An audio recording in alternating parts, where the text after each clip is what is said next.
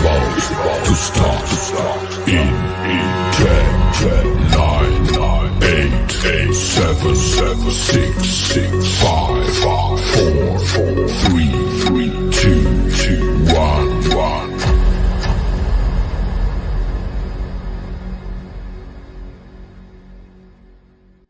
Welcome to the Conservative Viewpoint, where the truth always matters. I'm your host, Charlie, the Country Conservative. I am your trusted source for hard-hitting conservative news. Now sit back, relax, and enjoy the show. Good evening, Patriots. Tonight, we stand on the precipice of history as we witness the vice presidential debate between J.D. Vance and Tim, the Tampon Walls. This isn't just a clash of personalities. It's a battle of the visions for the future of our great nation. In one corner, we have J.D. Vance, a man who embodies the spirit of American resilience and determination, from his humble beginnings in Ohio to becoming a voice for their forgotten men and women of this country. This represents the Heartland's fight for a prosperous and secure America. His journey is a testament to the power of the American dream, and tonight, he stands ready to defend our values and our way of life. In the other corner, we have Tim, Tampon, Chinese Communist Walls, who brings his own set of inexperiences and poor perspectives. As we listen to their debate, let's remember that this is more than just political theater. It's a crucial moment for us to evaluate who will best support our freedoms, our economy, and our national security. Tonight, let's tune in with open minds and patriotic hearts. Let's listen carefully, think critically, and remember that our vote is our voice. This debate is a reminder that democracy is alive and well, and it's up to us to ensure it thrives. So grab your popcorn, gather your family, and let's watch history unfold. This is our time, our country, and our future. Let's make it count. Stay vigilant, stay informed, and as always, stay proud to be an American. I'm Charlie. This is the Conservative Viewpoint, and the show begins now. What's going on, everybody? How's everyone doing tonight? What do we got? Well, there's Lee. What's going on, Lee? Hi, Vic. Jerry, what's going on, Jerry? You got an echo?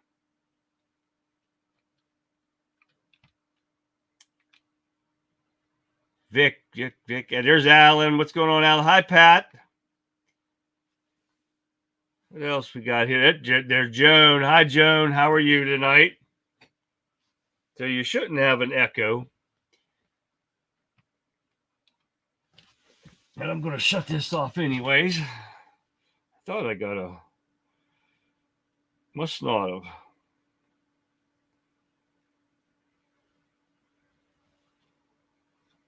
All right.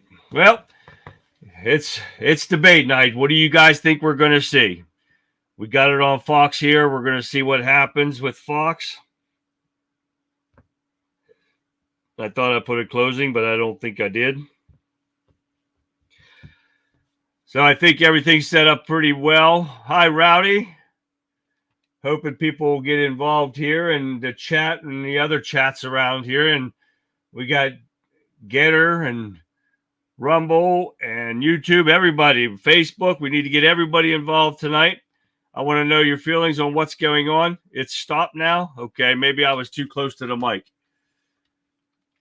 So we'll see what happens here later on. And I'm going to see. I must have forgot to do a closing. So I did. So there's so much been going on with the Iranian terrorist attack on Israel today. And, of course, you get the cowardly response from Joe Biden saying they need to stop. They need to not retaliate because Iran attacked them. Yeah, right. Okay. That would be the first thing I would do, would be retaliate. And I'm sure the hell not going to take advice off of a bumbling idiot like Joe Biden. But after all this is said and done, that Kamala Harris has to give up and bring the speech out about what happened, not Joe Biden. So what's up with that? Hi, John. Kurt's in the house. Let's see what else is going on here. I keep getting all these news and stuff ever since Iran started attacking, and this phone's been going crazy. Now this is all about this debate now tonight. So there's so much going on. Yeah, more of it. Trump shares his advice to Vance ahead of the debate. And there's J.D. Vance again on there. And I see a bunch of Vic stuff in here. So we got, I mean, there's so much going on. Tomorrow's show should be like very interesting. I haven't even went through all my emails and stuff that I've gotten. It's been overloaded today with stuff. And it's going to be unreal. I don't even know if I'll have everything ready to do a morning show or not, but I usually end up doing it anyways because I'm up and I'm here and I'm working on the show for the next, that night anyway. So I keep doing it. So, and I cannot get her to work. And the stream will not show me the streaming. I'm hoping that people will get involved in chat in there. You got to like that, Alan? You like that, Alan? I got like 6 of them. Oh, yeah, I pick one out for stuff like this. You got to love it, man. That is a flag shirt. Check it out, man.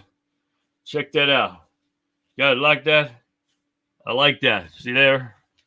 I got a bunch of those there, Alan. Love those shirts.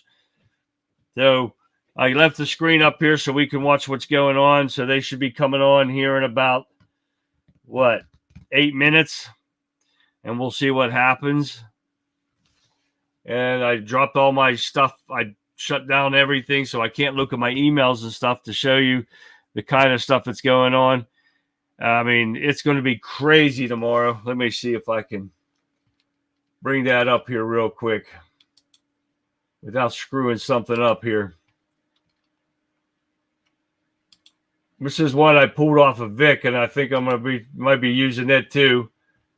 Oh, that's talking about the longshoremen with this strike by the ports. The Longshoremen Union president, who pledged to cripple the United States, owned a 76-foot yacht, a Bentley, and is paid almost $1 million per year. Oh, yeah, get that one? But that's not all. Body of co-defendant in RICO case was found decomposing in trunk. Oh, yeah. That's something that's coming up around here. What else we got? I got so much. Says Trump's up 17 point with Hispanic voters. Okay. And this LifeZet, I'm not sure about them, but it says Kamala Harris begins making excuses for why she picked Tim Walz as a running mate. Now she uses sleep deprivation as an excuse. Hey, there it is, Vic. Thank you, Vic. I mean, there's so much tomorrow, guys. There's going to be an interesting show. You guys got to tune in tomorrow night. Everybody on between Wimpkin and Greg Getter, and I hope everybody starts getting on. Hey, Mike. People start getting involved in Getter now since it's only the past couple of days. I'm hoping the chat's working. I'm not sure if it is or not, but we'll see if I can get people to comment in there. Because I usually get around between 500 to 700 people in there watching, and I hope at least a couple of them start doing it. But anyways, we got a great crew. And Wimpkin, if you guys aren't, let me put that up here real quick. Here's all the information you guys need to follow us. Get in wimpkin.com/country conservative and join us in chat. We got a hell of a crew in there that I call them my Wimpkin Warriors. And we have great conversations. Cecil, I see Cecil's in the house. What's going on? Thank you, Pat. I kind of like it myself there. Billy Bob, what's going on, Billy Bob? Got a lot of people in there. We got great people, and if you need a question answered, I don't have the answer for you. They will answer it for you. Oh, yeah. We got some of the best people in there. So join us on Wimpkin. Download the app. Try it out. It's a free speech site that you won't regret going into. It's awesome, guys. You see a lot of videos, a lot of live streams like mine. And, even better ones with the Rebel Chicks. They're on Monday and Wednesday. I know she started talking about getting another one either this week or something. I haven't talked to her today. So we'll see what happens with that. That's a great show too, right? Monday and Wednesdays right now, 7 to 9 before my show. They put on a hell of a show, so you guys want to pay attention to that too. So what do we got left here? We got about 5 minutes, guys. Tammy. Hi, Tammy. Only a matter of time till the lefties declare Walz being a brainchild tonight and demolishing Vance. Yeah, they got a ways to go if they're going to try to get him. I think Vance is going to dominate Walz. Walz has been lying, and more lies come up after that. And I don't think I have it in there, but I erased it off of here right now. But he lied again. The man is a constant liar. What has he said is even truth? But I've heard too that he's supposed to talk very little today, give very little information out because he doesn't know anything. And they're playing this basement campaign like they did Joe Biden in 2020. So I don't expect him to do much talking at all toward about policies and stuff like that. I think he's going to steer toward like what Kamala Harris does is I grew up as a middle-class child. She's full of shit. Make groceries affordable again. Exactly right, Jerry. I have it on NBC, and they're pushing the left-wing bullshit. Of course they are. That's why I can't stand watching them, John. And I just can't do it. I'm lucky I'm on Fox right now because I didn't see Newsmax or anybody having it, but they might be having it, but we've had so much trouble with them changing channels and everything. So this one's supposed to have it on here. We see it right there. So we've got about 3 minutes. If they get started on time, we'll have to see. But, of course, we got people on there on Fox that they just had an old representative on saying that Walz is going to bring up about Vance talking about cat ladies and stuff and women without kids like Kamala Harris wants to talk to people about kids. Well, that makes pretty much sense to me. If you don't have kids, don't talk to people about kids. That's like telling kids, somebody that don't have kids telling you how to raise your kids. Get the hell out of here. Tampon Tim and China connection. Oh, yeah, Jerry. Got to have that tomorrow, too.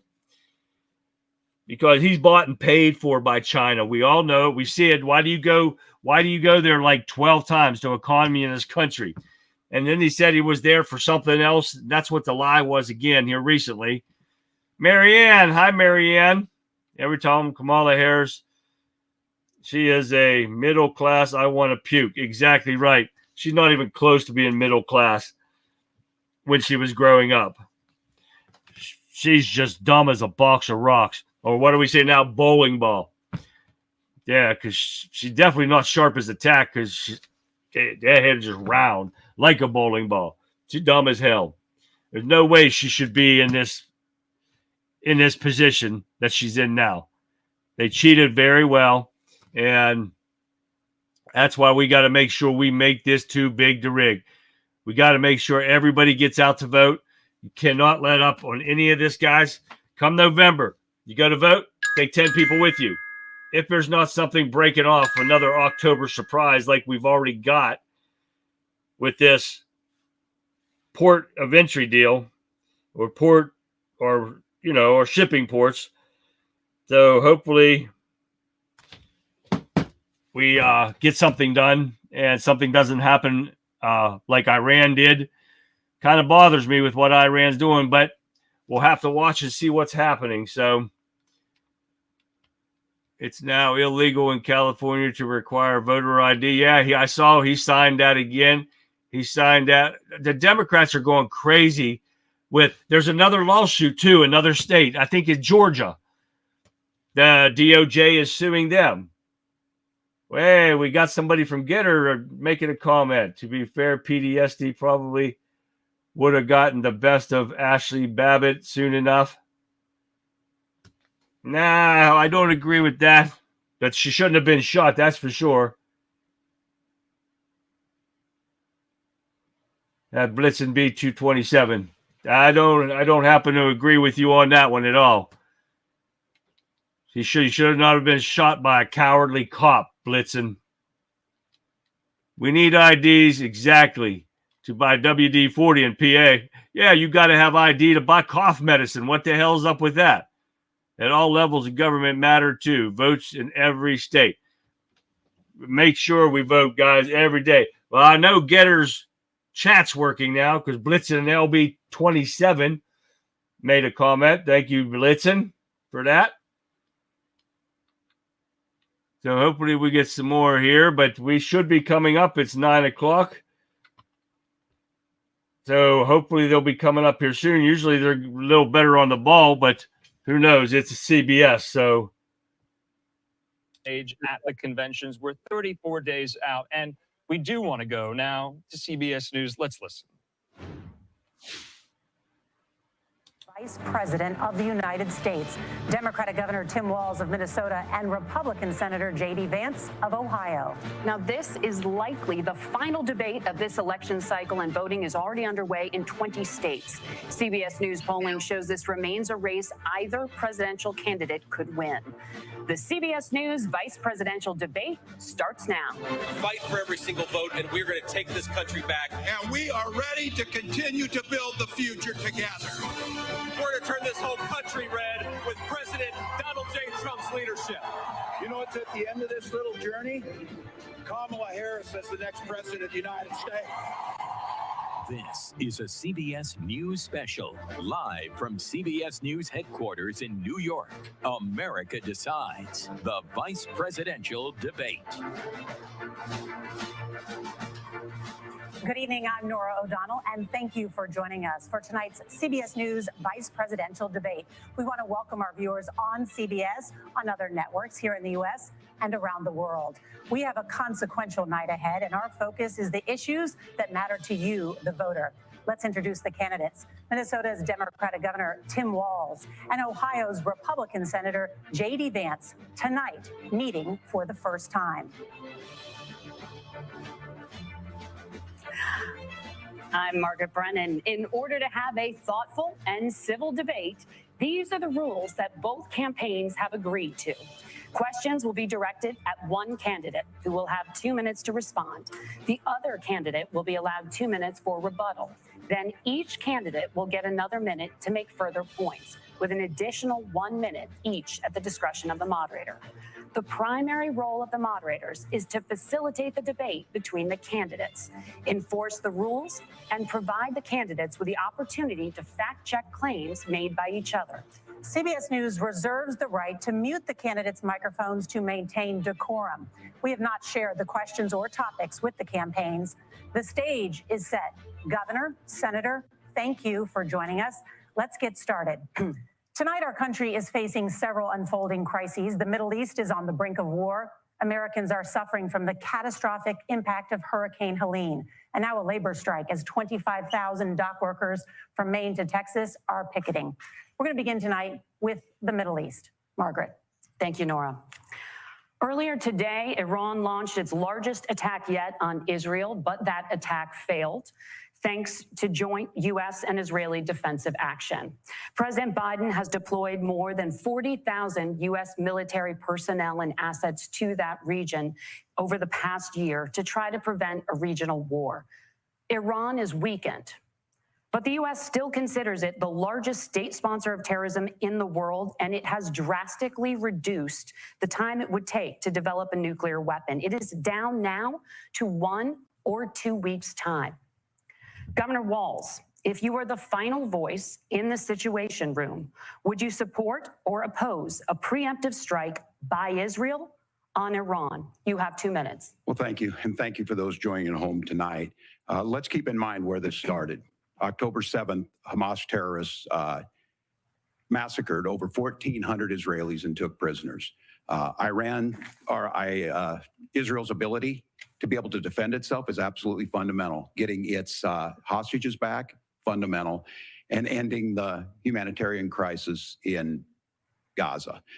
But the expansion of Israel and its proxies is an absolute fundamental necessity for the United States to have the steady leadership there. You saw it experienced today, where along with our Israeli partners and our coalition, able to stop the incoming attack. But what's fundamental here is that steady leadership is going to matter. It's clear, and the world saw it on that debate stage a few weeks ago. A nearly 80-year-old Donald Trump talking about crowd sizes is not what we need in this moment. But it's not just that. It's those that were closest to Donald Trump that understand how dangerous he is when the world is this dangerous. His chief of staff, John Kelly, said that he was the most flawed human being he'd ever met.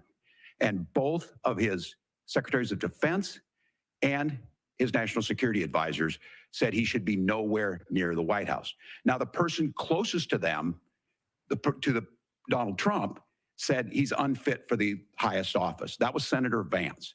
What we've seen out of Vice President Harris is we've seen steady leadership.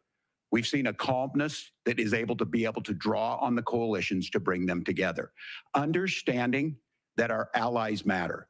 When our allies see Donald Trump turn towards Vladimir Putin, turn towards North Korea, when we start to see that type of fickleness around holding the coalitions together, we will stay committed. And as the vice president said today we will protect our forces and our allied forces, and there will be consequences. Governor, your time is up. Senator Vance, the same question. Would you support or oppose a preemptive strike by Israel on Iran? You have 2 minutes. So, Margaret, I want to answer the question. First of all, thanks, Governor. Thanks to CBS for hosting the debate. And thanks, most importantly, to the American people who are watching this evening and caring enough about this country to pay attention to this vice presidential debate. I want to answer the question, but I want to actually give an introduction to myself a little bit because I recognize a lot of Americans don't know who either one of us are. I was raised in a working class family. My mother required food assistance for periods of her life. My grandmother required Social Security help to raise me. And she raised me in part because my own mother struggled with addiction for a big chunk of my early life.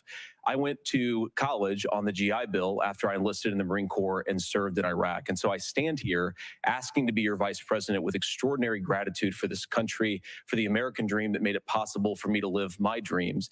And most importantly, I know that a lot of you are worried about the chaos in the world and the feeling that the American dream is unattainable. I want to try to convince you tonight over the next 90 minutes that if we get better leadership in the White House, if we get Donald Trump back in the White House, the American dream is going to be attainable once again. Now, to answer this particular question, we have to remember that as much as Governor Walz just accused Donald Trump of being an agent of chaos, Donald Trump actually delivered stability in the world, and he did it by establishing effective deterrence. People were afraid of stepping out of line.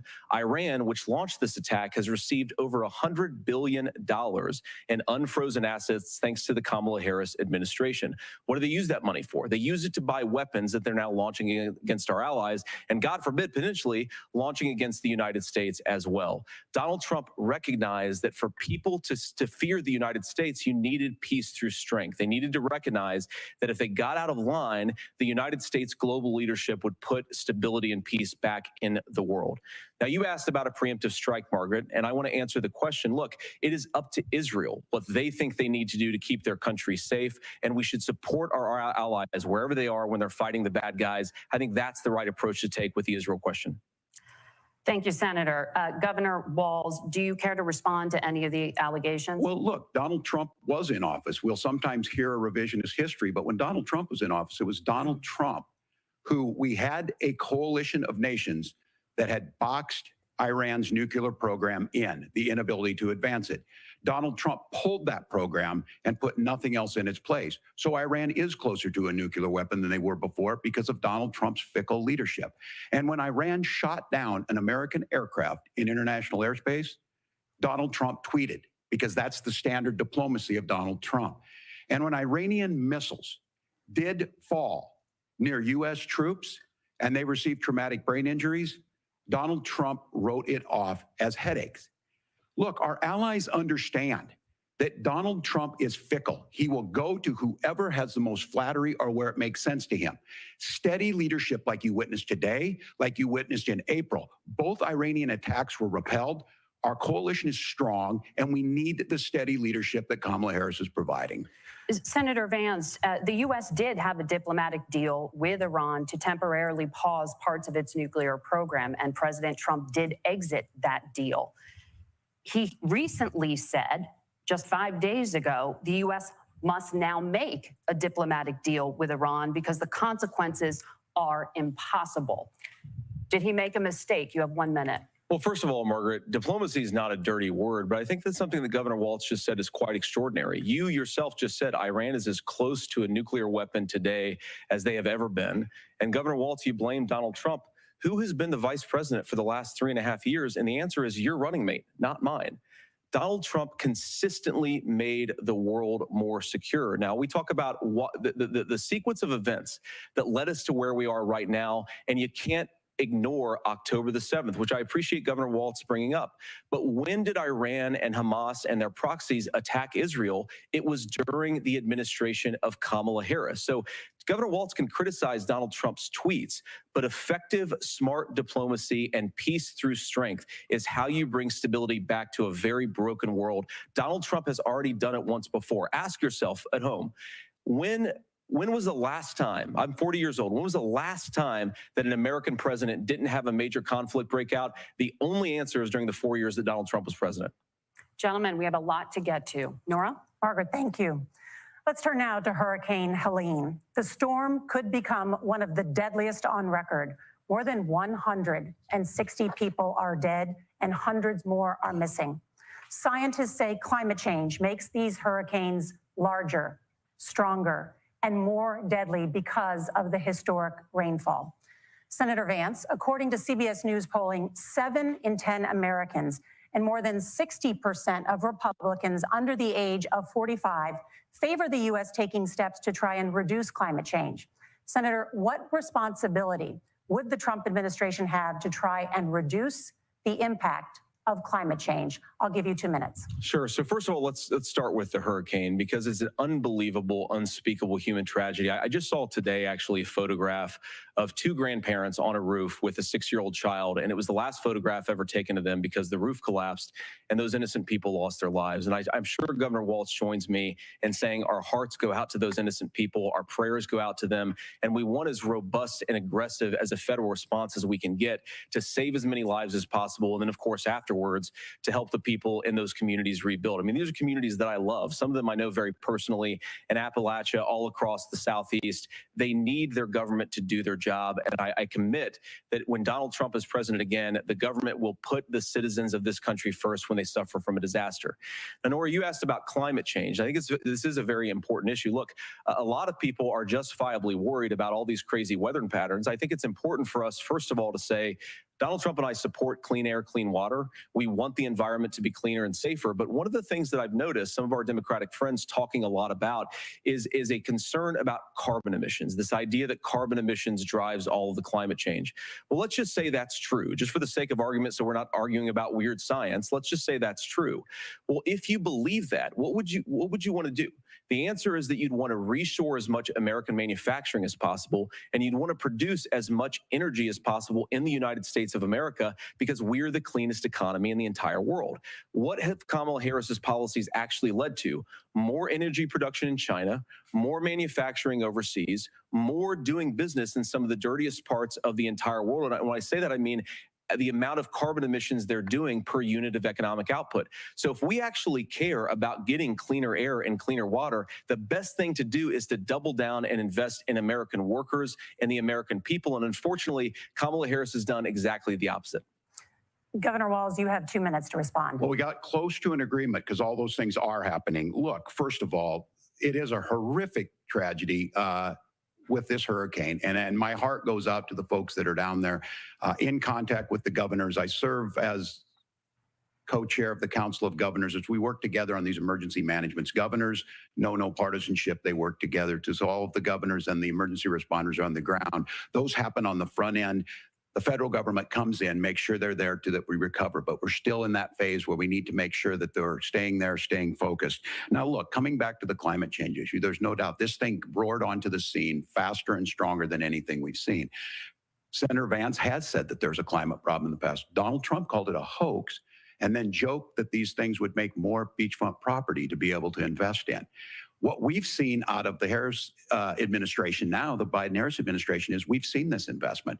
We've seen massive investments, the biggest in global history that we've seen in the Inflation Reduction Act, has created jobs all across the country. 2,000 in Jeffersonville, Ohio, taking the EV technology that we invented and making it here. 200,000 jobs across the country. The largest solar manufacturing plant in North America sits in Minnesota.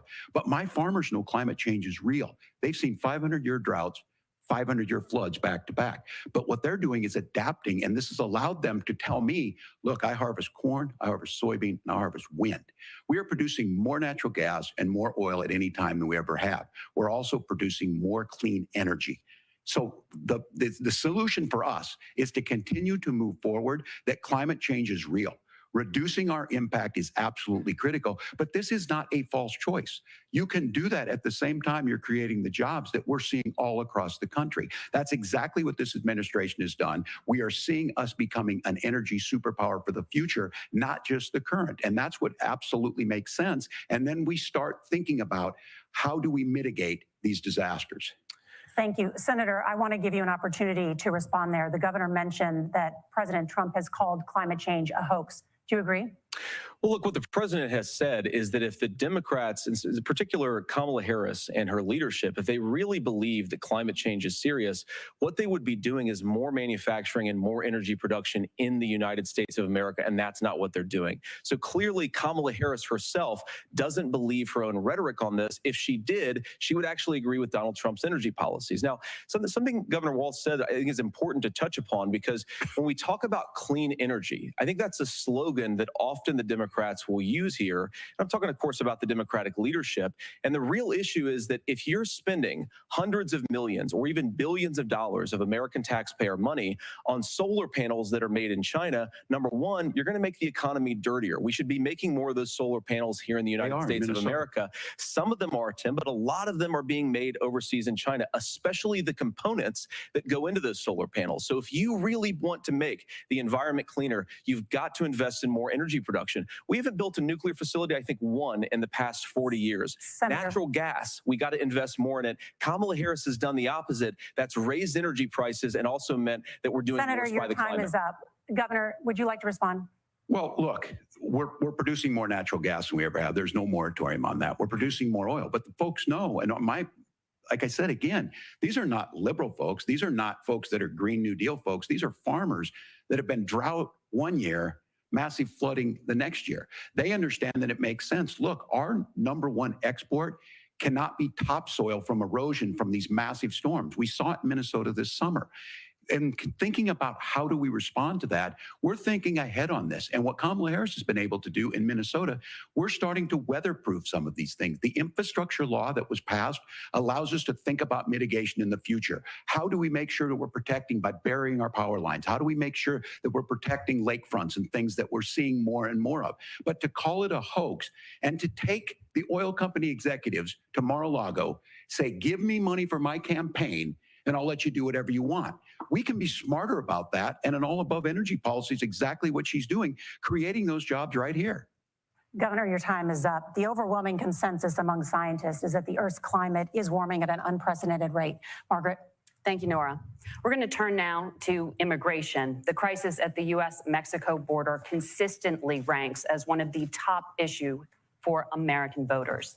Senator Vance, your campaign is pledging to carry out the largest mass deportation plan in American history and to use the U.S. military to do so. Could you be more specific about exactly how this will work? For example, would you deport parents who have entered the U.S. illegally and separate them from any of their children who were born on U.S. soil? You have 2 minutes. So first of all, Margaret, before we talk about deportations, we have to stop the bleeding. We have a historic immigration crisis because Kamala Harris started and said that she wanted to undo all of Donald Trump's border policies. 94 executive orders suspending deportations, decriminalizing illegal aliens, massively increasing the asylum fraud that exists in our system. That has opened the floodgates. And what it's meant is that a lot of fentanyl is coming into our country. I had a mother who struggled with opioid addiction and has gotten clean. I don't want people who are struggling with addiction to be deprived of their second chance because Kamala Harris let in fentanyl into our communities at record levels. So you've got to stop the bleeding. You've got to re-implement Donald Trump's border policies, build the wall, re-implement deportations. And that gets me to your point, Margaret, about what do we actually do? So we've got 20, 25 million illegal aliens who are here in the country. What do we do with them? I think the first thing that we do is we start with the criminal migrants. About 1 million of those people have committed some form of crime in addition to crossing the border illegally. I think you start with deportations on those folks. And then I think you make it harder for illegal aliens to undercut the wages of American workers. A lot of people will go home if they can't work for less than minimum wage in our own country. And by the way, that'll be really good for our workers who just want to earn a fair wage for doing a good day's work.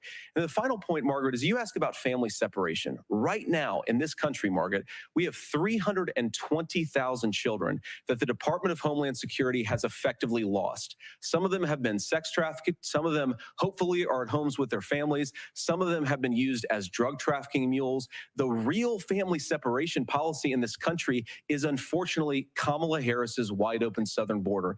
And I'd ask my fellow Americans to remember when she came into office, she said she was going to do this. Real leadership would be saying, you know what, I screwed up. We're going to go back to Donald Trump's border policies. I wish that she would do that. It would be good for all of us.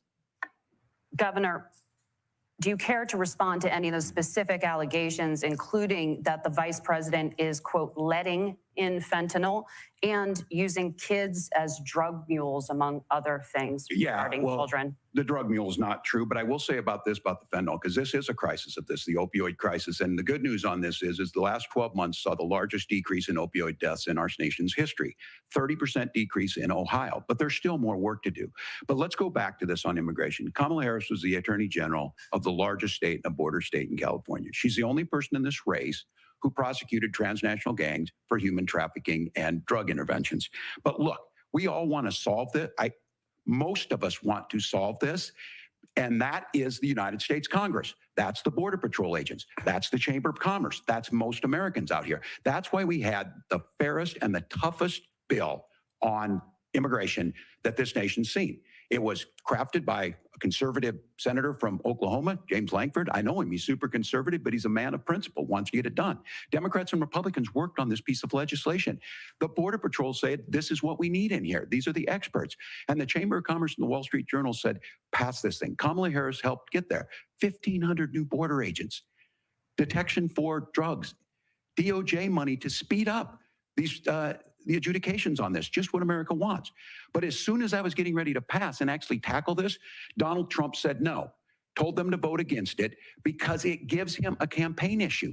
It gives him to, what would Donald Trump talk about if we actually did some of these things? And they need to be done by the legislature. You can't just do this through the executive branch. So look, we have the options to do this. Donald Trump had 4 years. He had 4 years to do this. And he promised you, America, how easy it would be. I'll build you a big, beautiful wall, and Mexico will pay for it.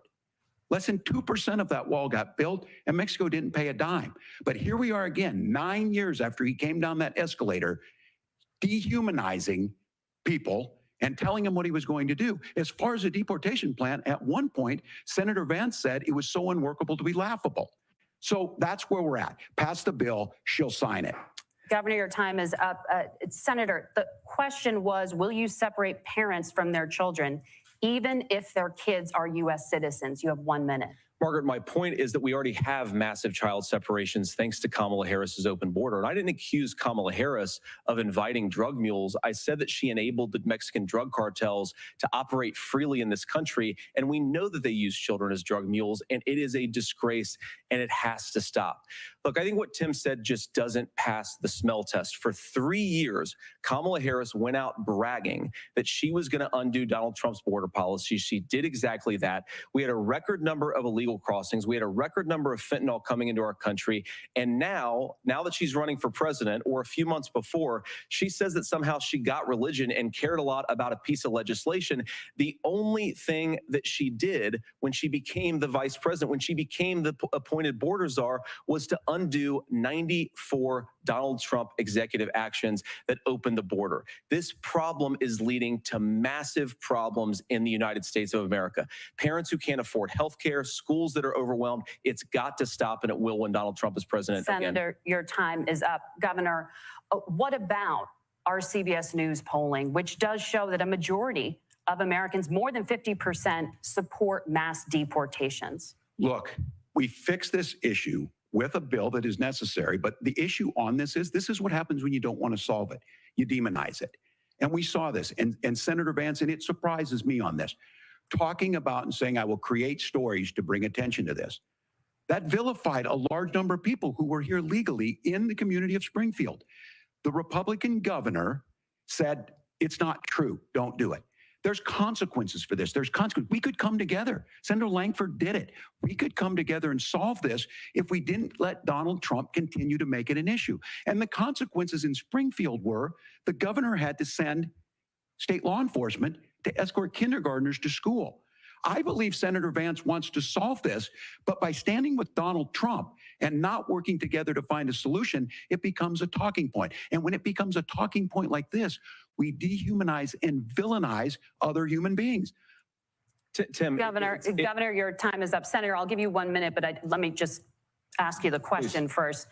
The governor has made the point, and I think as a sitting lawmaker, you know that Congress controls the purse strings and any funding.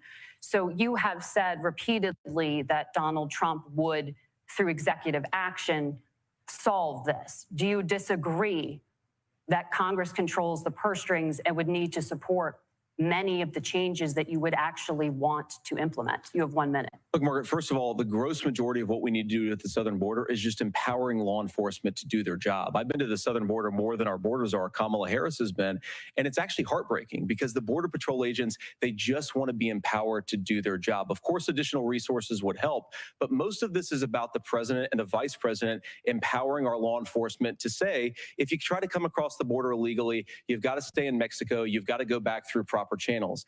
Now, Governor Walz brought up the community of Springfield, and he's very worried about the things that I've said in Springfield. Look, in Springfield, Ohio, and in communities all across this country, you've got schools that are overwhelmed, you've got hospitals that are overwhelmed, you've got housing that is totally unaffordable because we brought in millions of illegal immigrants to compete with Americans for scarce homes. The people that I'm most worried about in Springfield, Ohio, are the American citizens who have had their lives destroyed by Kamala Harris's open border. It is a disgrace, Tim. And I actually think, I agree with you. I think you want to solve this problem, but I don't think that Kamala Harris does. Senator, your time is up. Governor, you have 1 minute to respond. Yeah, well, it is law enforcement that asked for the bill.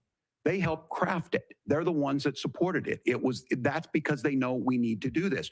Look, this issue of continuing to bring this up, of not dealing with it, of blaming migrants for everything.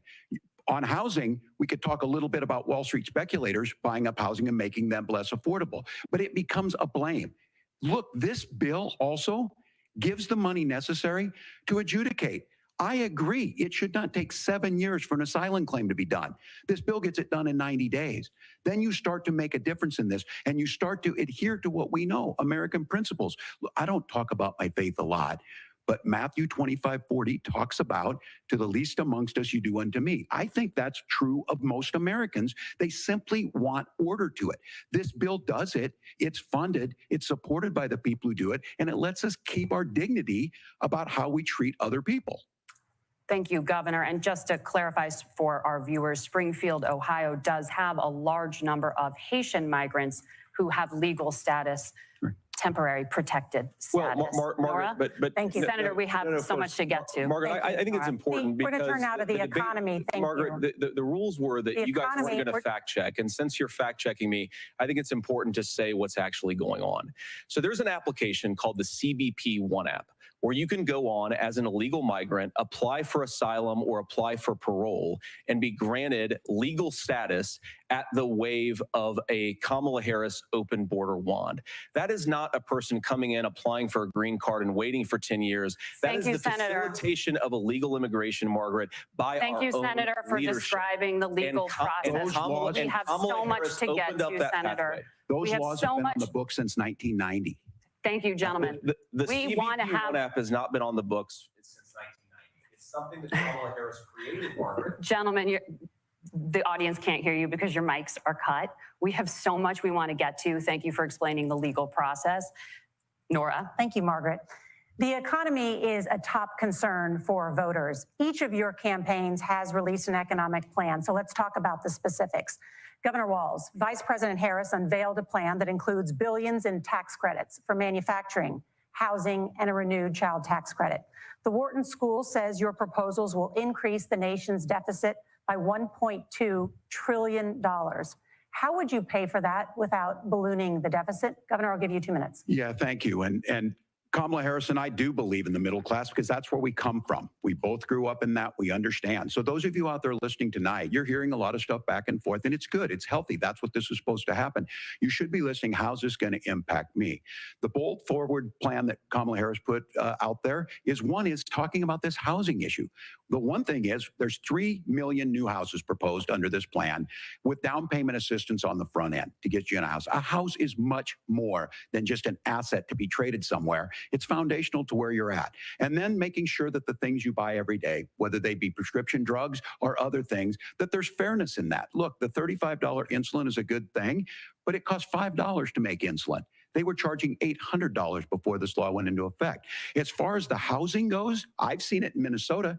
12% more houses in Minneapolis, prices went down on rent 4%. It's working. And then making sure tax cuts go to the middle class. $6,000 child tax credit, we have one in Minnesota, reduces childhood poverty by 1/3. We save money in the long run, and we do the right thing for families. And then getting businesses off the ground. The law as it stands right now is $5,000 tax credit for small business, increasing that to $50,000. Now, this is a philosophical difference between us. Donald Trump made a promise, and I'll give you this. He kept it.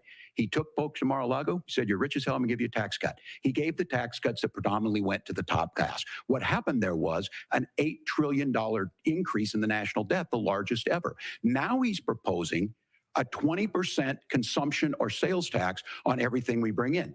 Everyone agrees, including businesses, it would be destabilizing it, it would increase inflation and potentially lead to a recession. Look, this is simple for you. Where are we going? Kamala Harris has said to do the things she wants to do, we'll just ask the wealthiest to pay their fair share. When you do that, our system works best, more people are participating in it, and folks have the things that they need. Senator, I want to give you a moment to respond on that. But similarly, the Wharton School has done an analysis of the Trump plan and says it would increase the nation's deficit by $5.8 trillion.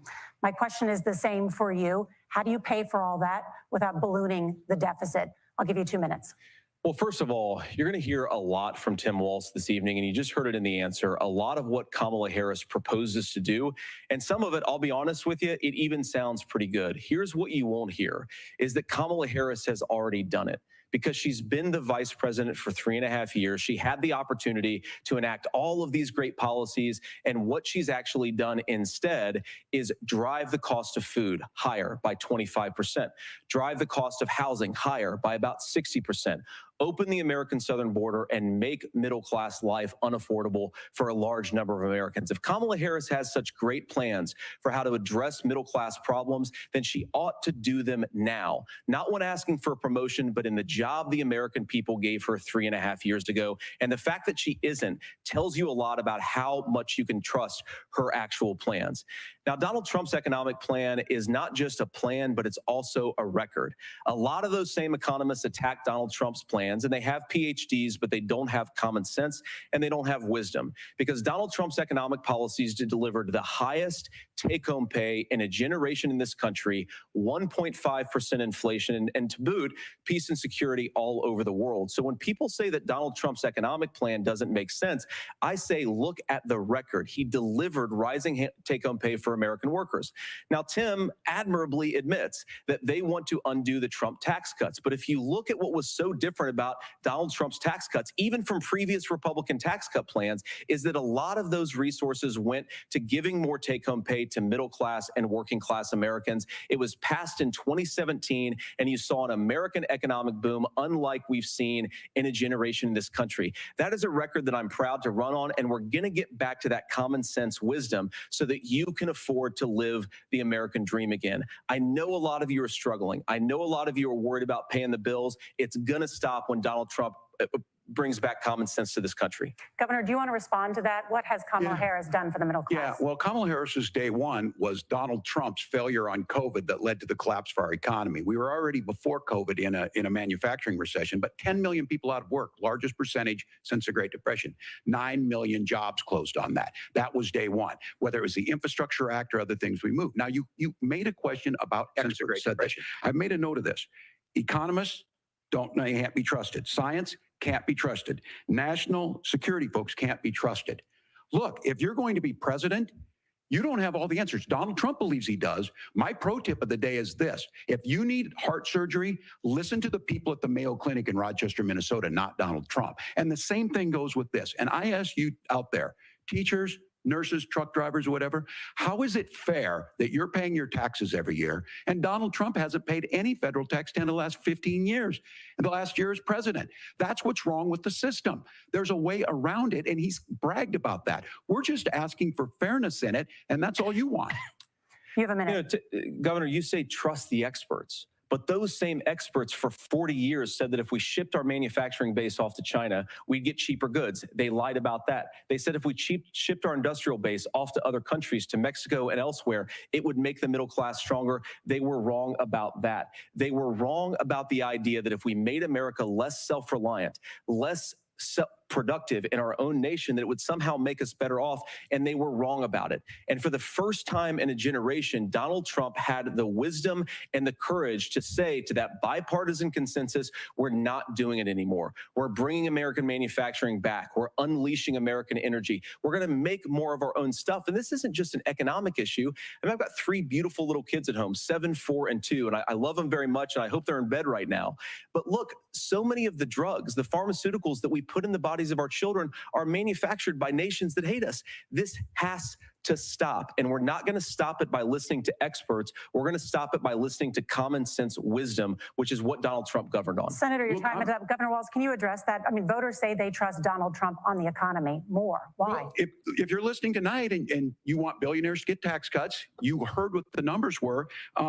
Look, I'm a union guy on this. I'm not a guy who wanted to ship things overseas, but I understand that, look, we produce soybeans and corn. We need to have fair trading partners. That's something that we believe in. I think the thing that most concerns me on this is Donald Trump was the guy who created the largest trade deficit in American history with China. So the rhetoric is good. Much of what the senator said right there, I'm in agreement with him on this. I watched it happen too. I watched it to my communities, and we talked about that. But we had people undercutting the right to collectively bargain. We had right to work states made it more difficult. We had companies that were willing to ship it over, and we saw people profit. Folks that are venture capital in some cases, putting money into companies that were overseas. We're in agreement that we bring those home. The issue is Donald Trump is talking about it. Kamala Harris has a record, 250,000 more manufacturing jobs just out of the IRA. May I respond to that? Yes. So appreciate that. So if you notice, what Governor Walz just did is he said, first of all, Donald Trump has to listen to the experts. And then when he acknowledged that the experts screwed up, he said, well, Donald Trump didn't do nearly as good of a job as the statistics No, that's a gross generalization. that he did. So what Tim Walz is doing, and I honestly, Tim, I think you got a tough job here, because you've got to play whack-a-mole. You've got to pretend that Donald Trump didn't deliver rising take-home pay, which of course he did. You've got to pretend that Donald Trump didn't deliver lower inflation, which of course he did. And then you simultaneously got to defend Kamala Harris's atrocious economic record, which has made gas, groceries, and housing unaffordable for American citizens. I was raised by a woman who would sometimes go into medical debt so that she could put food on the table in our household. I know what it's like to not be able to afford the things that you need to afford. We can do so much better. To all of you watching, we can get back to an America that's affordable again. We just got to get back to common sense economic principles. I hope we have a conversation on healthcare then. Senator, Governor. Please. Thank you. Margaret? We have a lot to get to ahead, gentlemen, on many topics. But right now, I want to talk about personal qualifications. The vice president is often the last voice the president hears before making consequential decisions. We want to ask you about your leadership qualities. Governor Walz, you said you were in Hong Kong during the deadly Tiananmen Square protests in the spring of 1989. But Minnesota Public Radio and other media outlets are reporting that you actually didn't travel to Asia until August of that year. Can you explain that discrepancy? You have 2 minutes. Well, and to the folks out there who didn't get at the top of this, look, I grew up in small rural Nebraska, town of 400, town that you rode your bike with your buddies till the streetlights come on, and I'm proud of that service.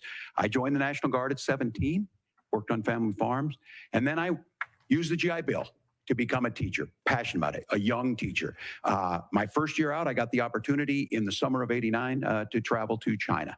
35 years ago, be able to do that. I came back home and then started a program to take young people there. We would take basketball teams, we would take baseball teams, we would take dancers, and we would go back and forth to China. The issue for that was to try and learn. Now, look, my community knows who I am. They saw where I was at.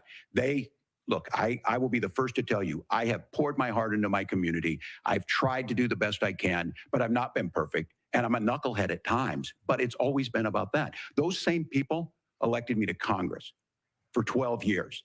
And in Congress, I was one of the most bipartisan people, working on things like farm bills that we got done, working on veterans benefits. And then the people of Minnesota were able to elect me to governor twice. So look, my commitment has been from the beginning to make sure that I'm there for the people, to make sure that I get this right. I will say more than anything. Many times I will talk a lot. I will get caught up in the rhetoric. But being there, the impact it made, the difference it made in my life, I learned a lot about China. I hear the critiques of this. I would make the case that Donald Trump should have come on one of those trips with us. I guarantee you he wouldn't be praising Xi Jinping about COVID. And I guarantee you he wouldn't start a trade war that he ends up losing. So this is about trying to understand the world. It's about trying to do the best you can for your community. And then it's putting yourself out there and letting your folks understand what it is. My commitment, whether it be through teaching, which I was good at, or whether it was being a good soldier or was being a good member of Congress, those are the things that I think are the values that people care about. Governor, just to follow up on that, the question was, can you explain the discrepancy? All I said on this is I got there that summer and misspoke on this. So I will just, that's what I've said. So I was in Hong Kong and China during the democracy protests went in.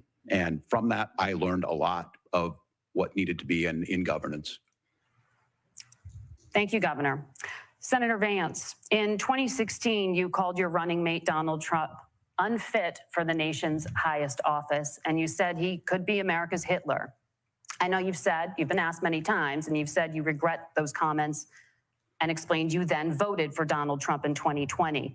But the Washington Post reported new messages last week in which you also disparaged Trump's economic record while he was president, writing to someone in 2020, quote, Trump thoroughly failed to deliver his economic populism. You're now his running mate, and you've shifted many of your policy stances to align with his. If you become vice president, why should Americans trust that you will give Donald Trump the advice he needs to hear and not just the advice he wants to hear? You have 2 minutes. Well, first of all, Margaret, because I've always been open. And sometimes, of course, I've disagreed with the president, but I've also been extremely open about the fact that I was wrong about Donald Trump. I was wrong, first of all, because I believed some of the media stories that turned out to be dishonest fabrications of his record. But most importantly, Donald Trump delivered for the American people. Rising wages, rising take-home pay, an economy that worked for normal Americans, a secure southern border, a lot of things, frankly, that I didn't think he'd be able to deliver on. And yeah, when you screw up, when you misspeak, when you get something wrong and you change your mind, you ought to be honest with the American people about it. It's one of the reasons, Margaret, why I've done so many interviews is because I think it's important to actually explain to the American people where I come down on the issues and what changed. Now, you pointed out the messages from 2020. Margaret, I've been extremely consistent that I think there were a lot of things that we could have done better in the Trump administration the first round if Congress was doing its job. I strongly believe, and I've been a United States Senator, that Congress is not just a high-class debating society. It's not just a forum for senators and congressmen to whine about problems. It's a forum to govern. So there were a lot of things on the border, on tariffs, for example, where I think that we could have done so much more if the Republican Congress and the Democrats in Congress had been a little bit better about how they govern the country. They were so obsessed with impeaching Donald Trump, they couldn't actually govern. And I want to talk about this tariff issue in particular, Margaret, because Tim just accused this of being a national sales tax. Look, the one thing And you're probably surprised to hear me praising Joe Biden, but the one thing that Joe Biden did is he continued some of the Trump tariffs that protected American manufacturing jobs. And it's the one issue, the most pro-worker part of the Biden administration, it's the one issue where Kamala Harris has run away from Joe Biden's record.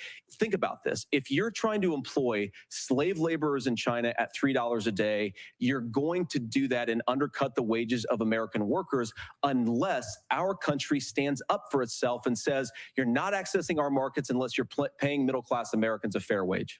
Senator, your time is up. Nora? Thank you. Now to the issue of reproductive rights. Governor Walz, after Roe versus Wade was overturned, you signed a bill into law that made Minnesota one of the least restrictive states in the nation when it comes to abortion. Former President Trump said in the last debate that you believe abortion, quote, in the 9th month is absolutely fine. Yes or no? Is that what you support? I'll give you 2 minutes. That's not what the bill says, but look, this issue is what's on everyone's mind. Donald Trump put this all into motion.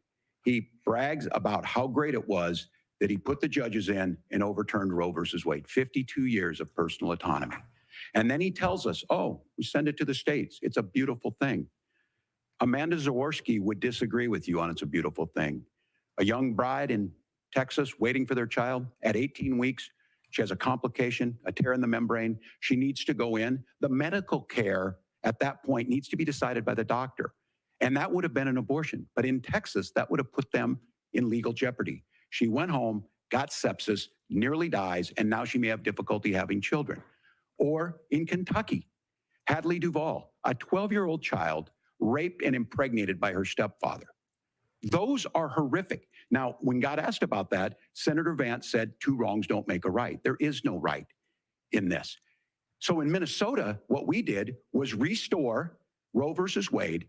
We made sure that we put women in charge of their health care. But look, this is not where, if you don't know Amanda or a Hadley, you soon will. Their Project 2025 is going to have a registry of pregnancies. It's going to make it more difficult, if not impossible, to get contraception and limit access, if not eliminate access to infertility treatments. For so many of you out there listening, me included, infertility treatments are why I have a child. That's nobody else's business, but those things are being proposed. And the catch-all on this is, well, the states will decide what's right for Texas might not be right for Washington. That's not how this works. This is basic human right. We have seen maternal mortality skyrocket in Texas, outpacing many other countries in the world. This is about healthcare. In Minnesota, we are ranked first in healthcare for a reason. We trust women, we trust doctors. Senator, do you want to respond to the governor's claim? Will you create a federal pregnancy monitoring agency? No, Nora, certainly we won't. And I want to talk about this issue because I know a lot of Americans care about it, and I know a lot of Americans don't agree with everything that I've ever said on this topic. And, you know, I grew up in a working class family in a neighborhood where I knew a lot of young women who had unplanned pregnancies and decided to terminate those pregnancies because they feel like they didn't have any other options. And, you know, one of them is actually very dear to me. And I know she's watching tonight, and I love you. And she told me something a couple years ago that she felt like if she hadn't had that abortion, that it would have destroyed her life because she was in an abusive relationship.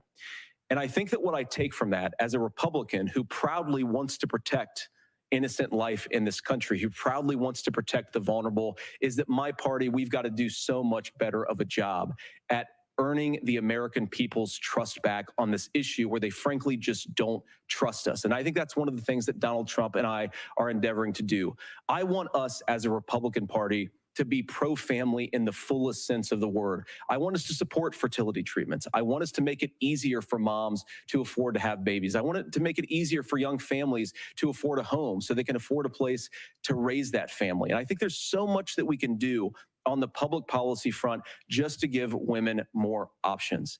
Now, of course, Donald Trump has been very clear that on the abortion policy specifically, that we have a big country and it's diverse. And California has a different viewpoint on this than Georgia. Georgia has a different viewpoint from Arizona. And the proper way to handle this, as messy as democracy sometimes is to let voters make these decisions. Let the individual states make their abortion policy. And I think that's what makes the most sense in a very big, a very diverse, and let's be honest, sometimes a very, very messy and divided country. Governor, would you like to respond and also answer the question about restrictions? Yeah, well, the question got asked, and Donald Trump made the accusation that wasn't true about Minnesota. Well, let me tell you about this idea that there's diverse states. There's a young woman named Amber Thurman. She happened to be in Georgia, a restrictive state. Because of that, she had to travel a long distance to North Carolina to try and get her care. Amber Thurman died in that journey back and forth. The fact of the matter is, how can we as a nation say that your life and your rights, as basic as the right to control your own body, is determined on geography? There's a very real chance, had Amber Thurman lived in Minnesota, she would be alive today. That's why the restoration of Roe versus Wade. When you listen to Vice President Harris talk about this subject and you hear me talk about it, you hear us talking exactly the same. Donald Trump is trying to figure out how to get the political right of this. I agree with a lot of what Senator Vance said about what's happening. His running mate, though, does not, and that's the problem. Governor, your time is up. Senator, let me ask you about that. He mentioned, it was, I think, referring to a national ban. In the past, you have supported a federal ban on abortion after 15 weeks.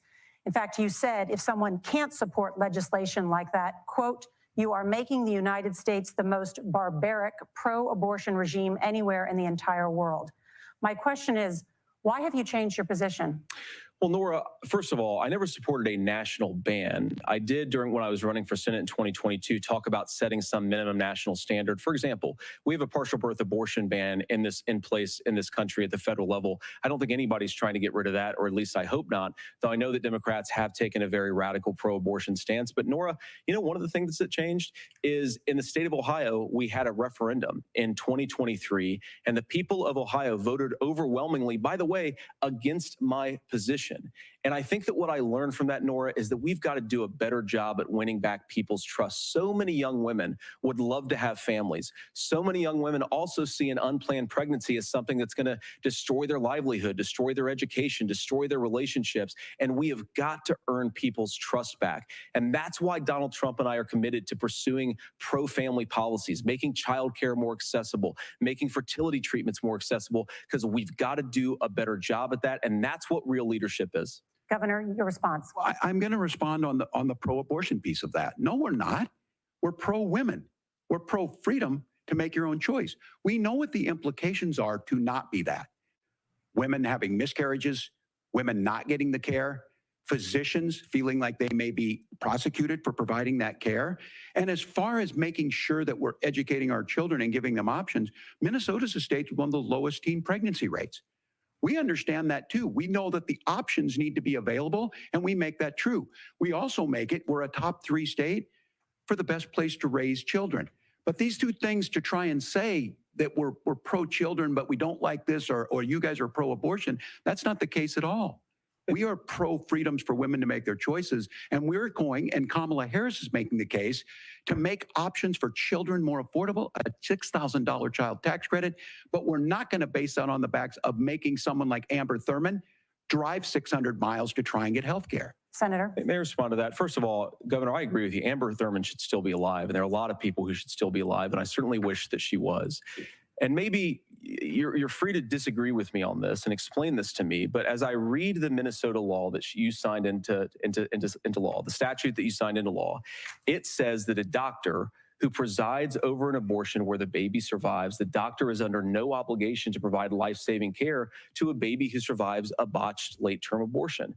That is, I think, whether you're pro-choice or pro-abortion, that is fundamentally barbaric. And that's why I use that word, Nora, is because some of what we've seen, do you want to force Catholic hospitals to perform abortions against their will? Because Kamala Harris has supported suing Catholic nuns to violate their freedom of conscience. We can be a big and diverse country where we respect people's freedom of conscience and make the country more pro-baby and pro-family. But please. Yes, Governor, please respond. Look, this is one where there's always something there. This is a very simple proposition. These are women's decisions to make about their healthcare decisions, and the physicians who know best when they need to do this. Trying to distort the way a law is written to try and make a point. That's not it at all. What was I wrong This about, was- Governor? Please tell me, what was I wrong That is about? not the way the law is written. Look, I've given But this, how? I've given this advice on a lot of things, that getting involved, getting engaged, that's been misread, and it was fact-checked at the last debate. But the point on this is there's a continuation of these guys to try and tell women or to get involved. I use this line on this, just mind your own business on this. Things worked best when Roe versus Wade was in place. When we do a restoration of Roe, that works best. That doesn't preclude us from increasing funding for children. It doesn't increase us from making sure that once that child's born, like in Minnesota, they get meals, they get early childhood education, they get health care. So the hiding behind we're going to do all these other things when you're not proposing them in your budget. Kamala Harris is proposing them. She's proposing all those things to make life easier for families. I asked a specific question, Governor. You gave me a slogan as a response. It's not the case. It's not true. That's not what the law says. So they fact-checked it with President Trump. Gentlemen, there's a lot to discuss. We have to move on, and we're going to be right back with much more of the CBS News vice presidential debate in just a moment.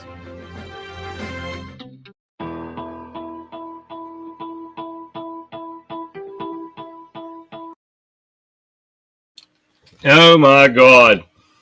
It's unreal, the lies that are going on right now. I can't even keep up.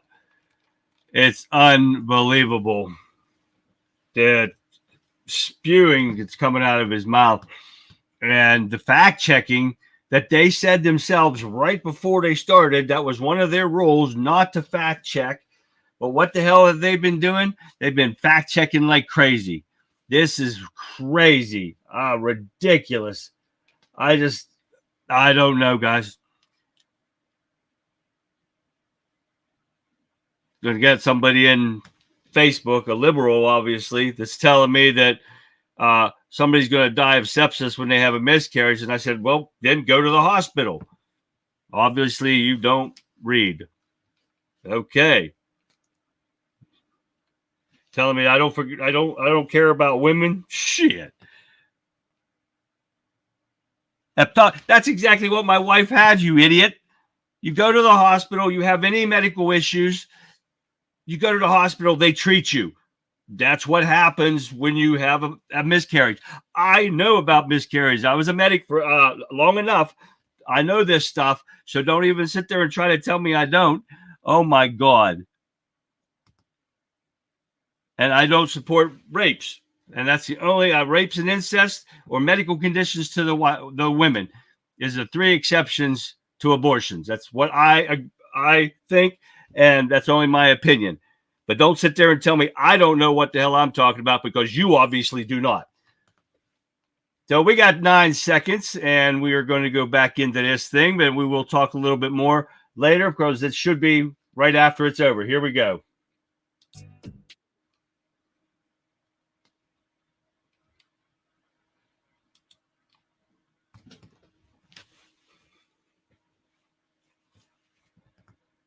Well, let's see if they get up here and get moving, I guess. And then I'll mute my mic so that hopefully there's no echo or anything like that going on.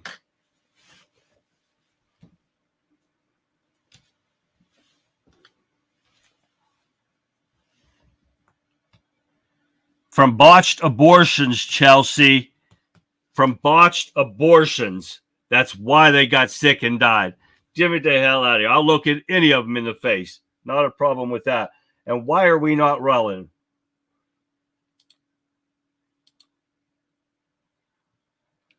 Said we'll continue. Well, get it moving. Let's get moving. So obviously you're a millennial then. No, you're the stupid one. Jesus. There we go. We got the liberals that can't even get a fact right. When I went through exactly what she was just talking about, and you can't, they're clueless. They are brain dead, pathetic people. So, okay, here we go. We're going to get some debate going, or what's going on here? Why are they waiting?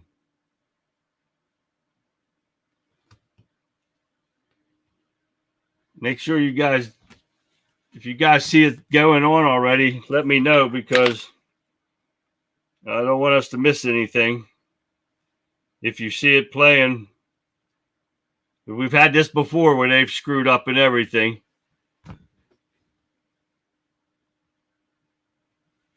Yeah, let me see. Yeah, exactly, Sean. I don't know what the hell's going on. Maybe they're rigging this one too.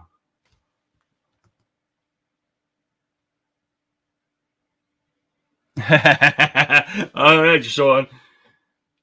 Oh, we went black. So what's that mean? Here we go.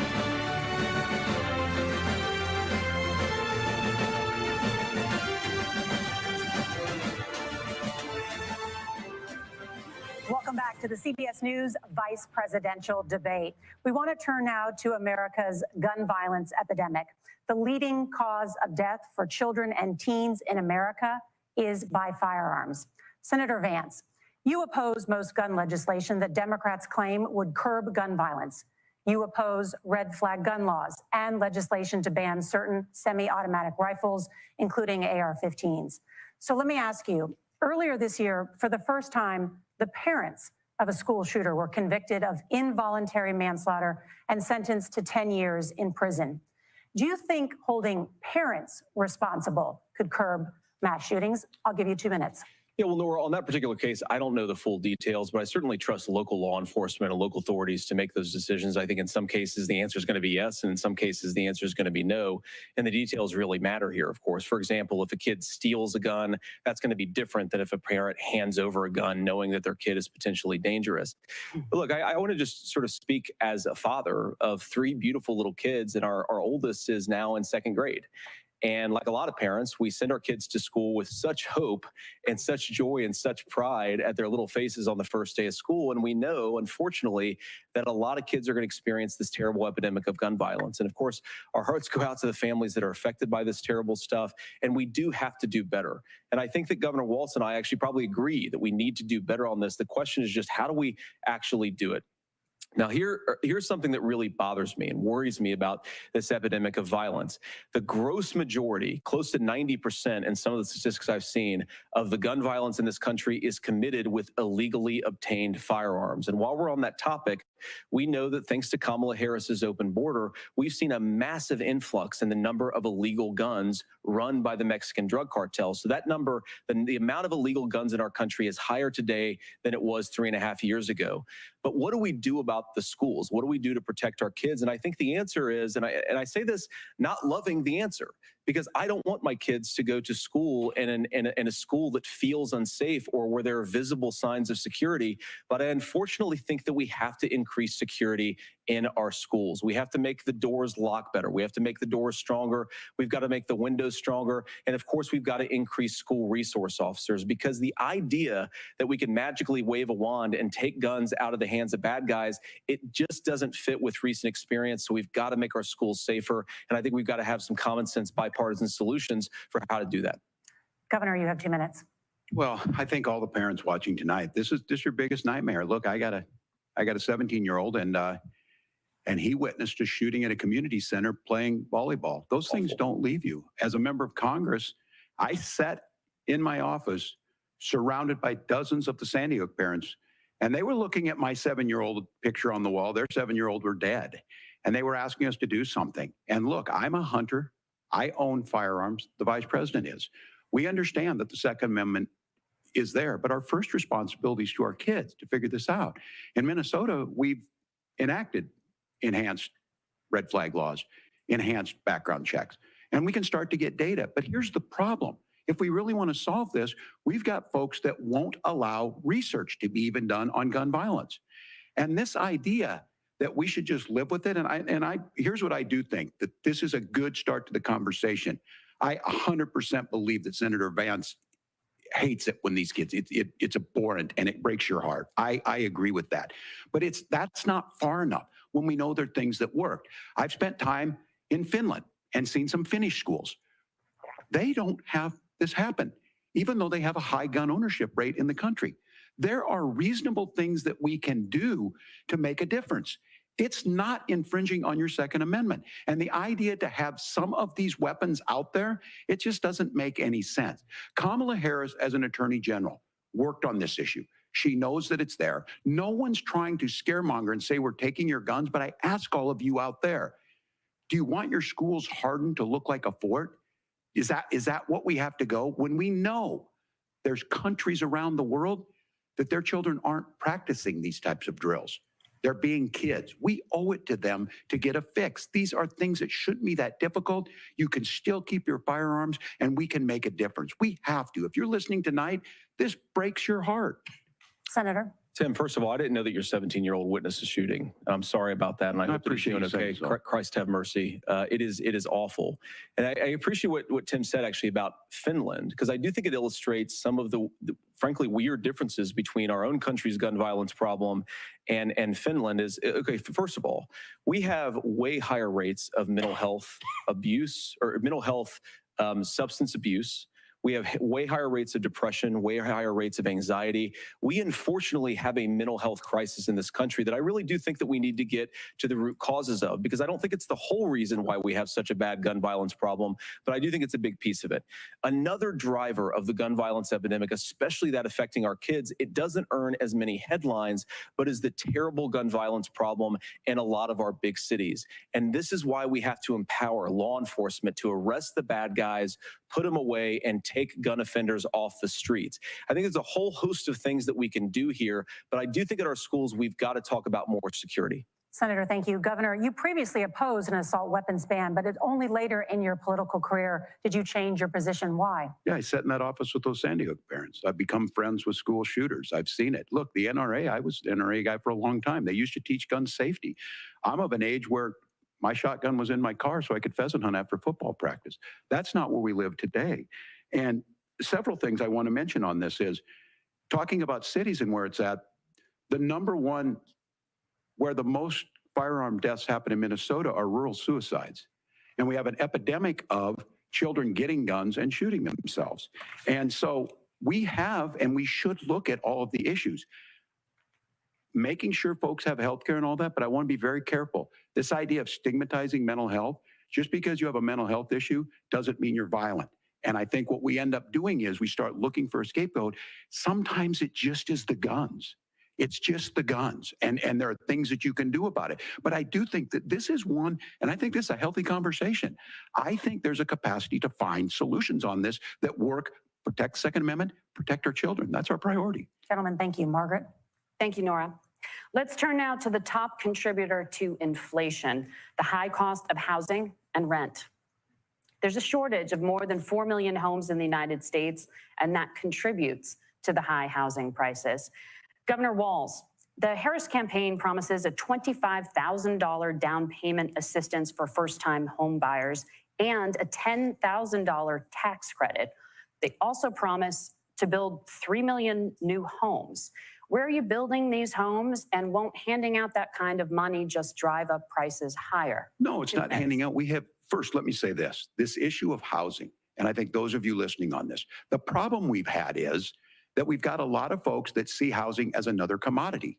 It can be bought up, it can be shifted, it can be moved around. Those are not folks living in those houses. Those of you listening tonight, that house is a big deal. I bought and owned one house in my life. My mom still lives in the house where I was. And when I think of a house, I'm thinking of Christmas services after midnight mass where you go with your family. We need to make it more affordable. And one of the things, as I said, this program that the Vice President is pushing forward and bringing a new way of approaching this is something we're doing in Minnesota from that lead. We in the state invested in making sure our housing was the biggest investment that we'd ever made in housing. It starts to make it easier. We cut some of the red tape. Local folks, look, we can't do it at the federal level, but local folks make it easier to build those homes. And then that down payment assistance. I can tell all of you out there, one of the, certainly for me, using the GI Bill was one thing, but a veteran's home loan, the big thing about a veteran's home loan is you don't have to pay the down payment. Those are things that make it there. Now, look, you're going to pay it back and you're going to pay your mortgage. Those are things that we know in the long run, the appreciated value, the generational wealth that's created from it. And I will give Minneapolis an example. Minneapolis is the one city where we've seen the lowest inflation rates. We've seen a 12% increase in stock because we've put some of these things in, and we're implementing a state program to make sure we give some of that down payment assistance. We get it back from people because here's what we know. People with stable housing end up with stable jobs.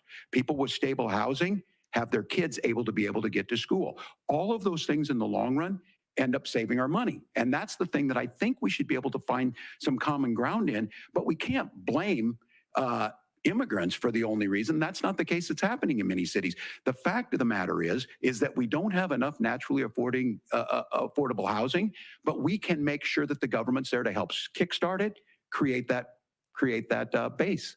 Governor, your time is up. Senator Vance, as far as your campaign's position, the promise is to seize federal lands to build homes, remove regulation, provide tax breaks, and cut back on immigration, which you say pushes up prices. Where are you going to build all the new homes you're promising, and what part of any of this plan will provide immediate relief? You have 2 minutes. Well, first of all, Tim just said something that I agree with. We don't want to blame immigrants for higher housing prices, but we do want to blame Kamala Harris for letting in millions of illegal aliens into this country, which does drive up costs, Tim. 25 million illegal aliens competing with Americans for scarce homes is one of the most significant drivers of home prices in the country. It's why we have massive increases in home prices that have happened right alongside massive increases in illegal alien populations under Kamala Harris's leadership. Now, Tim just mentioned a bunch of ideas. Now, some of those ideas I actually think are halfway decent, and some of them I disagree with. But the most important thing here is Kamala Harris is not running as a newcomer to politics. She is the sitting vice president. If she wants to enact all of these policies to make housing more affordable, I invite her to use the office that the American people already gave her, not sit around and campaign and do nothing while Americans find the American dream of homeownership completely unaffordable. Now, you asked, Margaret, what would immediately change the equation for American citizens? If you lower energy prices, as Donald Trump says, drill, baby, drill, one of the biggest drivers of housing costs aside from illegal immigration is, think about it, if a truck driver is paying 40% more for diesel, then the lumber he's delivering to the job site to build the house is also going to become a lot more expensive. If we open up American energy, you will get immediate pricing relief for American citizens, not, by the way, just in housing, but in a whole host of other economic goods too. Senator Vance, you still have 23 seconds there. Do you want to answer? Can I have it? Where, yeah. Governor, we will get to you in a moment, but Senator, where are you going to seize the federal lands? Can you clarify? Well, what Donald Trump has said is we have a lot of federal lands that aren't being used for anything. They're not being used for national park. They're not being used, and they could be places where we build a lot of housing. And I do think that we should be opening up building in this country. We have a lot of land that could be used. We have a lot of Americans that need homes. We should be kicking out illegal immigrants who are competing for those homes, and we should be building more homes for the American citizens who deserve to be here. Senator, your time is up. Governor, I do want to let you respond to the allegation that the vice president is letting in. Well, of course, that's not true. And again, you have the facts. I guess we agreed not to fact check. I'll check it. That, look, crossings are down compared to when Donald Trump left office. But it's, again, blaming and not trying to find the solution. I was going to ask, though, on this question, are we going to drill and build houses in the same federal land? And I think when people hear federal lands, these are really important pieces of land. Now, Minnesota doesn't have a lot of federal lands. I know in the western part of the countries we do. There's not a lot of federal lands in and around Minneapolis, for example. So the issue is I don't understand the federal lands issue unless we see this, and I worry about this as someone who cares deeply about our national parks and our federal lands. Look, Minnesota, we protect these things. We've got about 20% of the world's fresh water. These lands protect. They're there for a reason. They belong to all of us.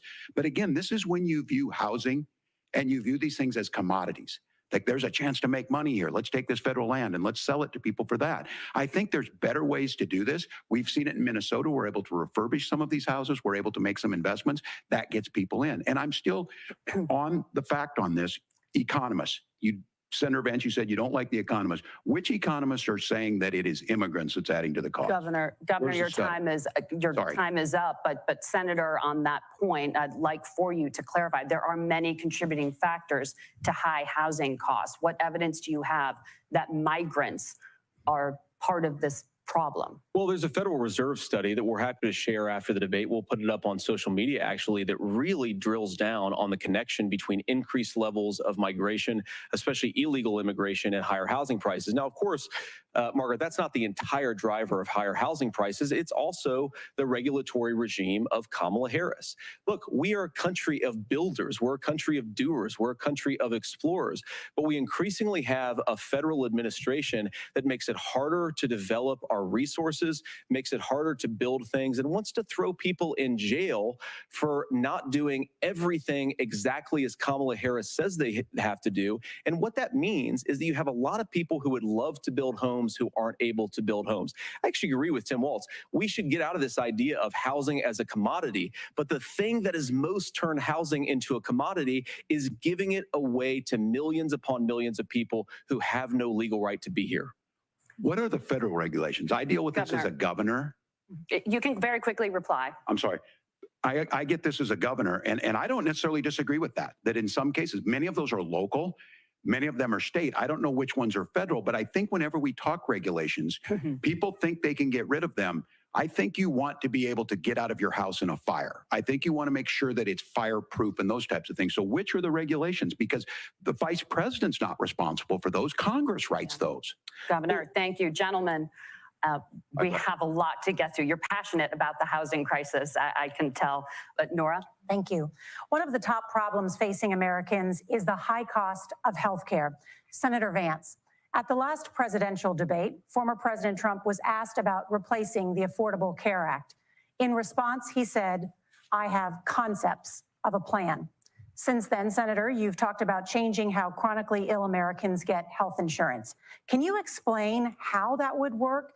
And can you guarantee that Americans with pre-existing conditions won't pay more? I'll give you 2 minutes. Well, of course, we're going to cover Americans with pre-existing conditions. In fact, a lot of my family members have gotten health care. I believe, members of my family actually got private health insurance, at least for the first time, switched off of Medicaid onto private insurance for the first time under Donald Trump's leadership. And I think that, a lot of people have criticized this concepts of a plan remark. It's very simple common sense. I think as Tim Walz knows from 12 years in Congress, you're not going to propose a 900-page bill standing on a debate stage. It would bore everybody to tears, and it wouldn't actually mean anything because part of this is the give and take of bipartisan negotiation. Now, when Donald Trump was actually president, and again, he has a record to be proud of, prescription drugs fell in 2018 for the first time in a very long time. Under Kamala Harris's leadership, prescription drugs are up about 7%. Under Donald Trump's entire 4 years, they were up about 1.5%.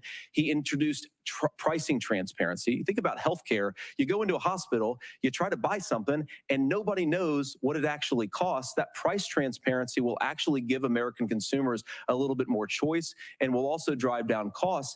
And we talked about, the reinsurance regulations is what I was talking about. Look, Donald Trump has said that if we allow states to experiment a little bit on how to cover both the chronically ill, but the non-chronically ill, it's not just a plan. He actually implemented some of these regulations when he was president of the United States. And I think you can make a really good argument that it salvaged Obamacare, which was doing disastrously until Donald Trump came along. And I think it's an important point about President Trump. Of course, you don't have to agree with everything that President Trump has ever said or ever done. But when Obamacare was crushing under the weight of its own regulatory burden and healthcare costs, Donald Trump could have destroyed the program. Instead, he worked in a bipartisan way to ensure that Americans had access to affordable care. It's not perfect, of course, and there's so much more that we can do, but I think that Donald Trump has earned the right to put in place some better healthcare policies. He's earned it because he did it successfully the first time. Governor? All right, here's where being an old guy gives you some history. I was there at the creation of the ACA. And the reason it was so important is I come from a major healthcare state, home of the Mayo Clinic, home to Medical Alley. 3M, Medtronic, all of those. We understand healthcare. It's why we're ranked first on affordability and accessibility and quality of healthcare. And so what I know is under Kamala Harris, more people are covered than they have before. And those of you listening, this is critical to you. Now, Donald Trump all of a sudden wants to go back and remember this.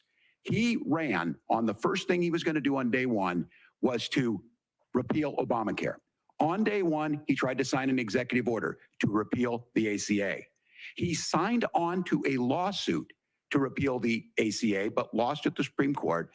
And he would have repealed the ACA had it not been for the courage of John McCain to save that bill.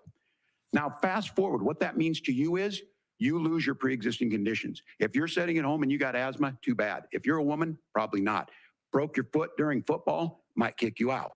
Your kids get kicked out when they're 26.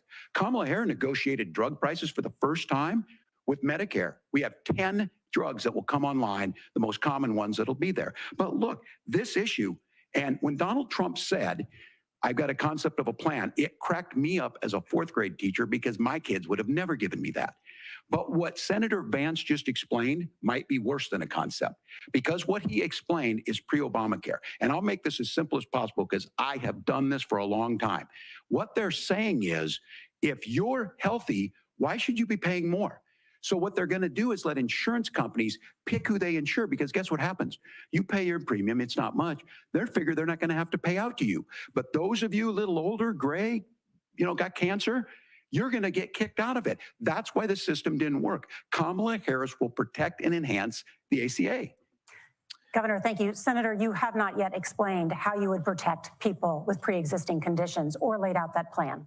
Well, look, we currently have laws and regulations in place right now that protect people with pre-existing conditions. We want to keep those regulations in place, but we also want to make the health insurance marketplace function a little bit better.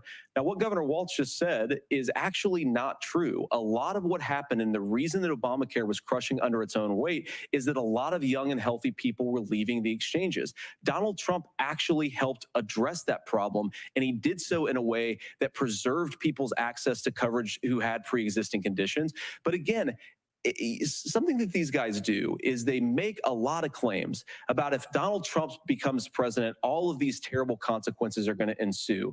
But in reality, Donald Trump was president. Inflation was low. Take-home pay was higher, and he saved the very program from a Democratic administration that was collapsing and would have collapsed absent his leadership. He did his job, which is govern in a bipartisan way and get results, not just complain about problems, but actually solve them. Governor, did enrollment under the Affordable Care Act go up under the Trump administration? It's higher now that we've seen it go up. Look, people are using it. The system works. And the question about this of young people or whatever, that's the individual mandate piece of this. And Republicans fought tooth and nail saying, well, Americans should be free to do this. Well, then what happens? So you think the individual mandate's a good idea? I think the idea of making sure the risk pool is broad enough to cover everyone, that's the only way insurance works. When it doesn't, it collapses. You are asking pre-ACA where we get people out. Look, people know that they need to be on health care. People expect it to be there.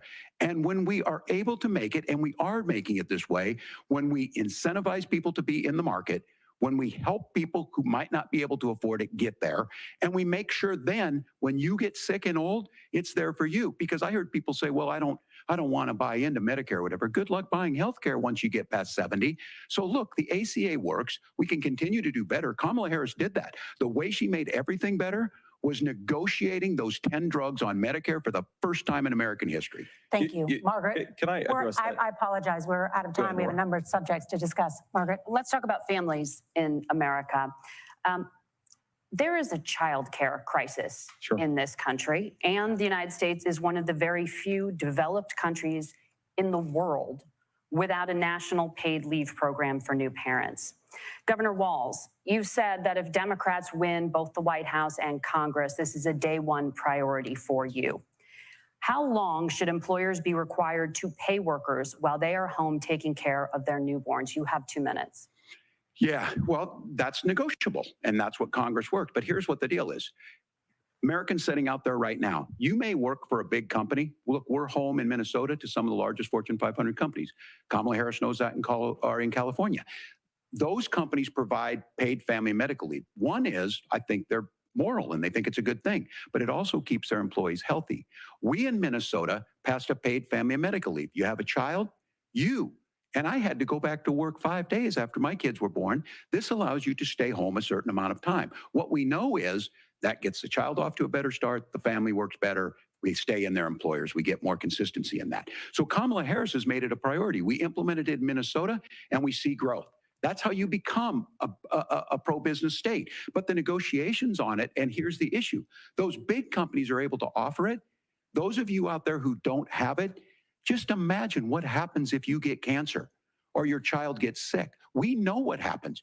You end up staying home. In some places, that means no paycheck because you've got no protection on that. This is the case of an economy that Donald Trump has set for the wealthiest amongst us. He's willing to give those tax breaks to the wealthiest. He's willing to say, bust those unions up, do whatever. What we're saying is the economy works best when it works for all of us. And so a paid family medical leave program, and I will tell you, go to the families or go to the businesses and ask them. As far as childcare on this, you have to take it at both the supply and the demand side. You can't expect the most important people in our lives to take either our children or our parents to get paid the least amount of money. And we have to make it easier for folks to be able to get into that business and then to make sure that folks are able to pay for that. We were able to do it in Minnesota, and I'm still telling you this. We were listed as the best state. We're still in crisis on this. A federal program of paid family and medical leave and help with this will enhance our workforce, enhance our families, and make it easier to have the children that you want.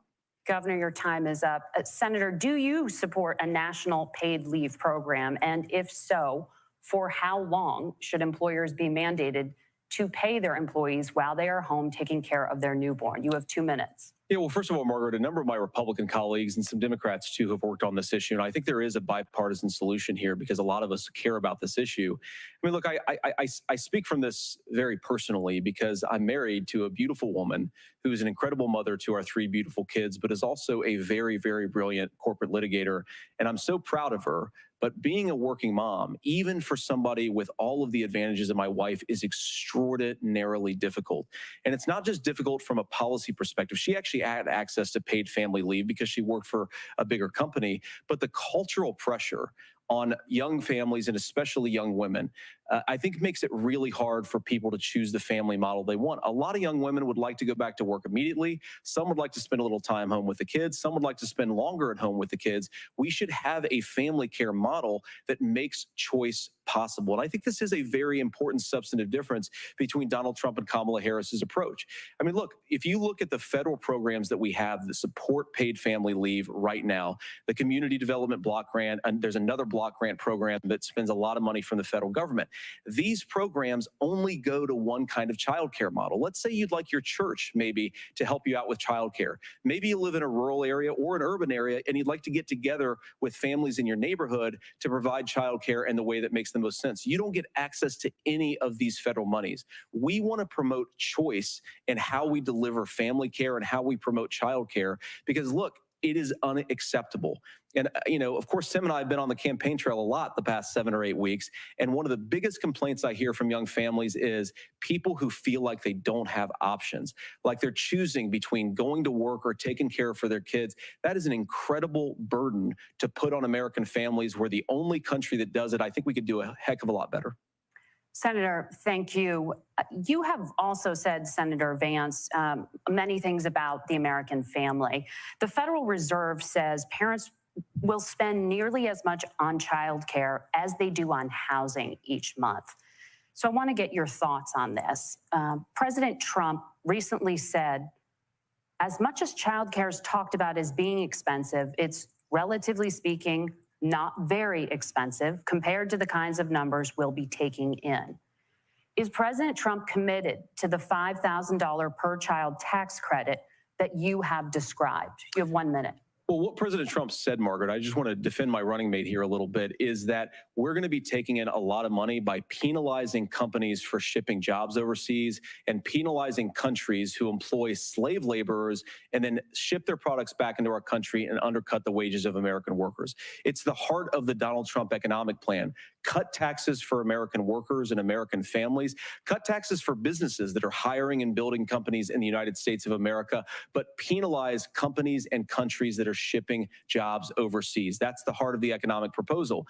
And I think what President Trump is saying is that when we bring in this additional revenue with higher economic growth, we're going to be able to provide paid family leave, childcare options that are viable and workable for a lot of American families.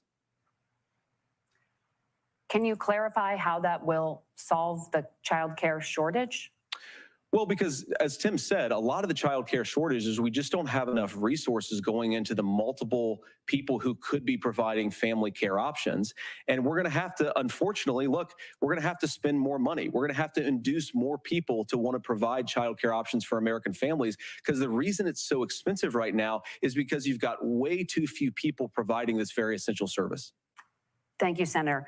Governor Walz, your ticket also has some child care tax credit proposals. Do you think Congress will agree to the $6,000 credit for newborns and $3,000 credit for children over the age of 6, as your campaign has promised? Is that realistic? Well, if these members of Congress are listening to anybody, I can tell you, and this is the biggest issue. Everybody listening tonight knows. I mean, I'm sure they were shocked to hear it's not that expensive. And let's be clear, whether it's $5,000 or $6,000, that pays you about 3 or 4 months. Let's be clear of where we're at on this. It's because we got out of an imbalance on this. We thought we were going to get by not paying people. I don't think Senator Vance and I are that far apart. I'm not opposed to what he's talking about on options. We've done scholarships types of things. I think we need to be open to making the case. But the issue here is, the question you asked is, you're not going to pay for it with these tariffs. That's just adding another $4,000 on the family and taking less. So not only do they not get the money to pay for that, they're $4,000 in the hole. That's Wharton School. That's his alma mater. And so I think the issue here is, if those members of Congress, I can't believe they're not. When I go to businesses, sure, they'll talk about taxes sometime, but they will lead with childcare and they will lead with housing, because we know the problem is, especially in a state like Minnesota, we need more workers because our economy is growing, but we need the workforce. Governor, thank you. We need to move on. Nora? Let's talk about the state of democracy, the top issue for Americans after the economy and inflation. After the 2020 election, President Trump's campaign and others filed 62 lawsuits contesting the results. Judges, including those appointed by President Trump and other Republican presidents, looked at the evidence and said there was no widespread fraud. The governors of every state in the nation, Republicans and Democrats, certified the 2020 election results and sent a legal slate of electors to Congress for January 6th. Senator Vance, you have said you would not have certified the last presidential election and would have asked the states to submit alternative electors. That has been called unconstitutional and illegal. Would you again seek to challenge this year's election results, even if every governor certifies the results? I'll give you 2 minutes. Well, Nora, first of all, I think that we're focused on the future. We need to figure out how to solve the inflation crisis caused by Kamala Harris's policies, make housing affordable, make groceries affordable, and that's what we're focused on. But I want to answer your question because you did ask it. Look, what President Trump has said is that there were problems in 2020, and my own belief is that we should fight about those issues, debate those issues peacefully in the public square, and that's all I've said, and that's all that Donald Trump has said. Remember, he said that on January the 6th, the protesters ought to protest peacefully. And on January the 20th, what happened? Joe Biden became the president. Donald Trump left the White House. And now, of course, unfortunately, we have all of the negative policies that have come from the Harris-Biden administration. I believe that we actually do have a threat to democracy in this country, but unfortunately, it's not the threat to democracy that Kamala Harris and Tim Walz want to talk about. It is the threat of censorship. It's Americans casting aside lifelong friendships because of disagreements over politics. It's big technology companies silencing their fellow citizens. And it's Kamala Harris saying that rather than debate and persuade her fellow Americans, she'd like to censor people who engage in misinformation. I think that is a much bigger threat to democracy than anything that we've seen in this country in the last 4 years, in the last 40 years. Now, I'm really proud, especially given that I was raised by 2 lifelong blue-collar Democrats, to have the endorsement of Bobby Kennedy Jr. and Tulsi Gabbard, lifelong leaders in the Democratic coalition. And of course, they don't agree with me and Donald Trump on every issue. We don't have to agree on every issue, but we're united behind a basic American First Amendment principle that we ought to debate our differences. We ought to argue about them. We ought to try to persuade our fellow Americans. Kamala Harris is engaged in censorship at an industrial scale. She did it during COVID. She's done it over a number of other issues. And that, to me, is a much bigger threat to democracy than what Donald Trump said when he said that protesters should peacefully protest on January the 6th. Governor? Well, I've enjoyed tonight's debate, and I think there was a lot of commonality here. And I'm sympathetic to misspeaking on things, and I think I might have with the senator. Me too, man. There's one though that this one is troubling to me, and I say that because I think we need to tell the story. Donald Trump refused to acknowledge this. And the fact is that I don't think we can be the frog in the pot and let the boiling water go up. He was very clear. I mean, he lost this election, and he said he did. 140 police officers were beaten at the Capitol that day, some with the American flag. Several later died. And it wasn't just in there. In Minnesota, a group gathered on the state Capitol grounds in St. Paul, and said, we're marching to the governor's residence and there may be casualties. The only person there was my son and his dog, who was rushed out crying by state police. That issue and Mike Pence standing there as they were chanting, hang Mike Pence. Mike Pence made the right decision. So, Senator, it was adjudicated over and over and over. I worked with kids long enough to know, and I said as a football coach, sometimes you really want to win, but the democracy is bigger than winning an election. You shake hands, and then you try and do everything you can to help the other side win. That's what was at stake here. Now, the thing I'm most concerned about is the idea that imprisoning your political opponents, already laying the groundwork for people not accepting this. And a president's words matter. A president's words matter. People hear that. So I think this issue of settling our differences at the ballot box, shaking hands when we lose, being honest about it, but to deny what happened on January 6th, the first time in American history that a president or anyone tried to overturn a fair election and the peaceful transfer of power. And here we are 4 years later in the same boat. I will tell you this, that when this is over, we need to shake hands this election, and the winner needs to be the winner. This has got to stop. It's tearing our country apart. Margaret? Senator Vance, did you want to respond to that? Yeah, well, look, Tim, first of all, it's really rich for Democratic leaders to say that Donald Trump is a unique threat to democracy when he peacefully gave over power on January the 20th, as we have done for 250 years in this country. We are going to shake hands after this debate and after this election. And of course, I hope that we win, and I think we're going to win. But if Tim Walz is the next vice president, he'll have my prayers, he'll have my best wishes, and he'll have my help whenever he wants it. But we have to remember that for years in this country, Democrats protested the results of elections. Hillary Clinton in 2016 said that Donald Trump had the election stolen by Vladimir Putin because the Russians bought like $500,000 worth of Facebook ads. This has been going on for a long time. And if we want to say that we need to respect the results of the election, I'm on board. But if we want to say, as Tim Walz is saying, that this is just a problem that Republicans have had, I don't buy that. Governor. January 6th was not Facebook ads. And I think a revisionist history on this. Look, I don't understand how we got to this point. But the issue was that happened. Donald Trump can do it. And all of us say there's no place for this. It has massive repercussions. This idea that there's censorship to stop people from threatening to kill someone, threatening to do something, that's not censorship. Censorship is book banning. We've seen that. We've seen that brought up. I just think for everyone tonight, and I'm going to thank Senator Vance. I think this is the conversation they want to hear. And I think there's a lot of agreement, but this is one that we are miles apart on. This was a threat to our democracy in a way that we had not seen. And it manifested itself because of Donald Trump's inability to say. He is still saying he didn't lose the election. I would just ask that. Did he lose the 2020 election? Tim, I'm focused on the future. Did Kamala Harris censor Americans from speaking their mind in the wake of the 2020 COVID situation? That is a damning non-answer. It's a damning non-answer for you to not talk about censorship. Obviously, Donald Trump and I think that there were problems in 2020. We've talked about it. I'm happy to talk about it further. But you guys attack us for not believing in democracy. The most sacred right under the United States democracy is the First Amendment. You yourself have said there's no First Amendment right to misinformation. Kamala Harris wants to use the power of government and big tech to silence people from speaking their minds. That is a threat to democracy that will long outlive this present political moment. I would like Democrats and Republicans to both reject censorship. Let's persuade one another. Let's argue about ideas, and then let's come together afterwards. You can't yell fire in a crowded theater.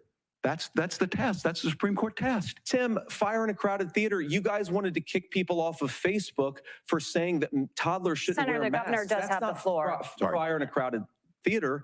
That is criticizing the policies of the government, which is the right of every American. Senator, the governor does have the floor for 1 minute to respond to you. Yeah. Well, I don't run Facebook. What I do know is I see a candidate out there who refused, and now again, and this, I'm pretty shocked by this. He lost the election.